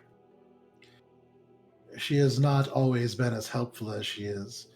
And she kind of, he looks at you, Morwen, as he says that, because you just called her a ray of sunshine, which I understand is hard to believe. But she was a thief, as she said. She worked for a terrible man for a very long time. And when a job did not go his way, he pursued her as he does all things to the ends of the earth before he perished. He took Mel's arm, and she does not forgive things easily, as you might guess. There is much anger in her still, but honor to be sure. Who is the guy that she worked for? A man named the Wolf. Do I know of him? Guntir mentioned Yeah, you absolutely would. As a rogue and as a member of the Mud Brotherhood, Finn would have told you about the Wolf in equal parts respect and a little bit of fear. The Wolf is a legendary figure of the underworld. He is a brutal murderer. I would say, actually, make a history check. Let's see how much you know about him. You mean how much did I pay attention? Yeah, 5. Accurate. real violent. Real Ooh, violent. that is a bet. That is a Mean man. that is a bad Very mean time. man. Big bad mean man. The Wolf was beyond mean. There was a time where he was the first non-orc stitch sorcerer in all of the Sunrest Islands. There was much expected of him, but he's always had a cruel heart. When he rejected that, the Weaver's Circle, he was picked up quite quickly by the Circle of Silence, and I'm sure you know of their reputation. And Morwen, you would know the Circle of Silence is they are ghosts within the organized crime world.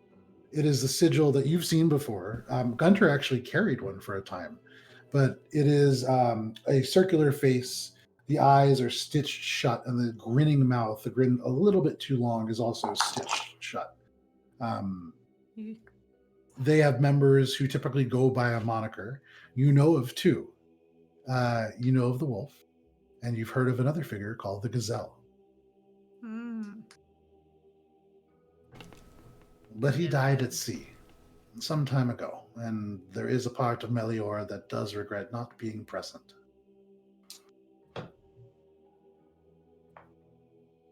Okay. Rough life. Makes sense. Like Indeed. she's Tough, whatever. tough stuff. Tough stuff. Yeah. Tough stuff, yes.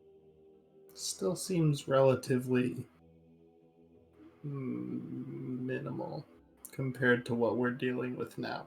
But who am I to judge, I guess? I don't know. Hired We'll find help. out eventually. I mean, you have both your arms. Yeah. Just the hired help, Mister. Just kill the dragon. We When cannot Morwen judge the says path of that, I another. kind of like put a hand to my gloved hand. Just kind of like, right. Sure. So, All right. Gamble, Are we going to try this again immediately, or is there any better preparations that we could take? Karanza kind of speaks up for the first time. Yeah, no, I gotta sleep again because I can do that once a day. So Yeah. preparations, you kind of gotta wait. So Easy we got a enough. day to kill. Hey, Gamble. And Gamble turns. Yes, Karanza. And she looks at all of you for a second. Is there like anything to do around here? Like, Gamble looks at you, Shay. I'm certain that Shay will be a wonderful guide.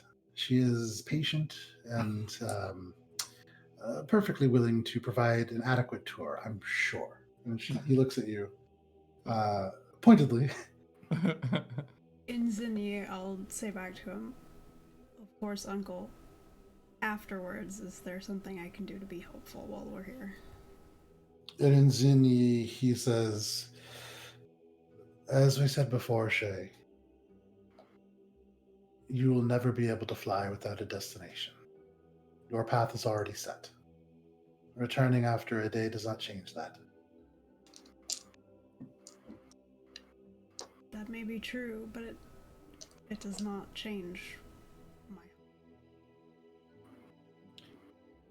Even when you are far away, there is much that you do to help. From what I understand, our new home would not be a possible place to access were it not for all of you. You have already helped much, Shay. Continue to do so.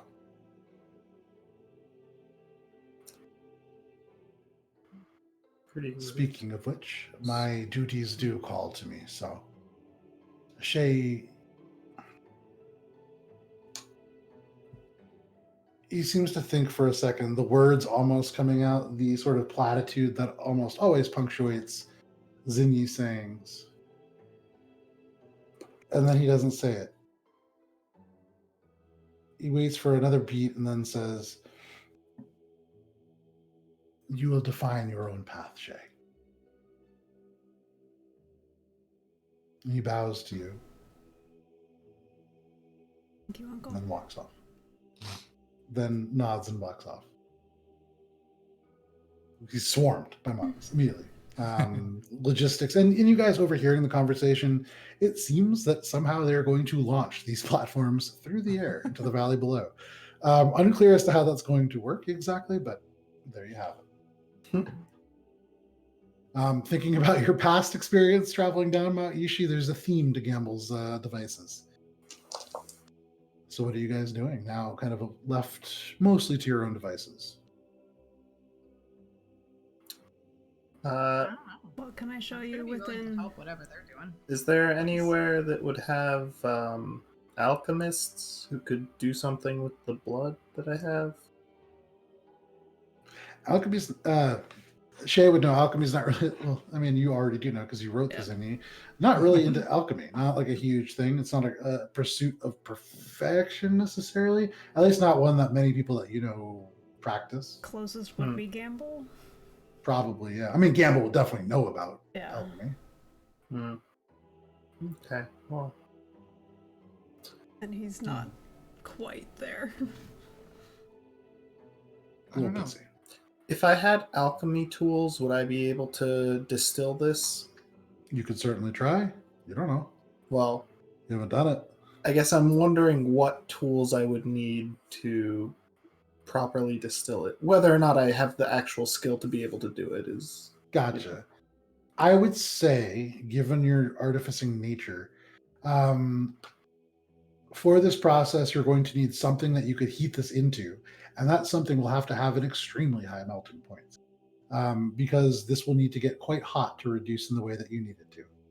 Like pieces of the breaker? That would probably work, yeah. I'm gonna go back to the workshop. Okay. I'm Is anybody going with I'm Vodka? saying to... Oh, okay. Yes. Is that a question or a statement? I can't quite tell. No, I'm going. I just wanted to, that's what I'm gonna go do. Okay. Are we all going together? We still doing the sticking together thing? I kind of, doesn't seem like a bad idea. Sure, but let's grab some food on the way. Definitely hungry. Yeah, no, absolutely. I'm never gonna say no to food. Shay, you guys got food? Yes. There's food. Without too much trouble, you can stop and pick up some snacks on the way. A lot of stuff has been packed away, and so you end up kind of taking some travel rations, but it's better than nothing. Mm-hmm. You guys make your way back to Gamble's workshop. As you walk, Shay, there is a part of you that is a little sad. You're seeing elements of the town that have always been here, things that stand as monuments to the Zinyi that have disappeared, packed away, taken down, dismantled, or broken. As you pass this massive tower to your right that once housed hundreds of ravens and now stands silent. It's cleaved almost in half. But you enter the skeletal remains of Gamble's workshop. As the light now rising up 8, 9 o'clock in the morning, you can see much better into the space. Lots has been removed, even in the day that you guys have been gone. But looking around a little bit, and Aka, you having found a couple of things previously, you can put together certainly like a fire. You can find a large copper pot that you could use to kind of form this fire in and keep it concentrated. How you want to work this is going to be up to you. So I was thinking of using my ability to make alchemist tools so that I could get one of those like distilling jars, you know, Okay. and then Sure. like put the breaker in the lantern under it, open the lid to that so that it could boil the bottom. glass. I Yeah, love it. and like I love that. Okay. you know, like how like it would evaporate up and into the tube and then drip down. So you're taking an hour to create the exact alchemy tools that you need to do this process, as far as you know. Okay. Yes, with the right tools for the job is the ability. Sure. Or So the you feat. begin to pull elements of scrap. You go into the back, and as you open the door, the light kind of hits this. It's been emptied out a little bit, but there's still just a swath of junk in the back. For you, it is a gold mine. There are all of the elements that you need to assemble exactly what you want. And as you kind of pull things in, at first, Akka's just bringing in random pieces of junk. But as his hands move across them, they take different forms and shapes. And soon enough, you have this makeshift meth lab just ready to go. You take out the vials of blood. You begin to set up your station. And as you begin to get this process started, because it is 11:55, this is where we're going to end for the evening. So thank you guys so much for hanging out. A lot of ups and downs, a lot of things going on in this. Really appreciate people hanging out and watching us play D&D. You guys killed a white dragon, which wasn't supposed to happen, so that's pretty dope. Yeah, And you pretty survived the Squall, which Yep. also pretty dope. So really cool. Really, the part, Heinrich, where you stopped a dragon with your fucking hands. That still to me is the coolest thing. I think that's probably going to be the next art that we get because that's so cool. Just Um, yeah, that felt pretty cool. I guess that was dope. I guess. I guess it was really nice. Yeah, no, it's fun. Anyways, thank you guys so much for hanging out with us for joining this D&D campaign that we've had going on for over 2 years now. Are we all back next week? Next Friday at 8:30 p.m. Eastern Standard Time. Tune in for session 75 of Adventures in Alberon. But until then, please stay safe out there. We'll see you then. Good night. Bye.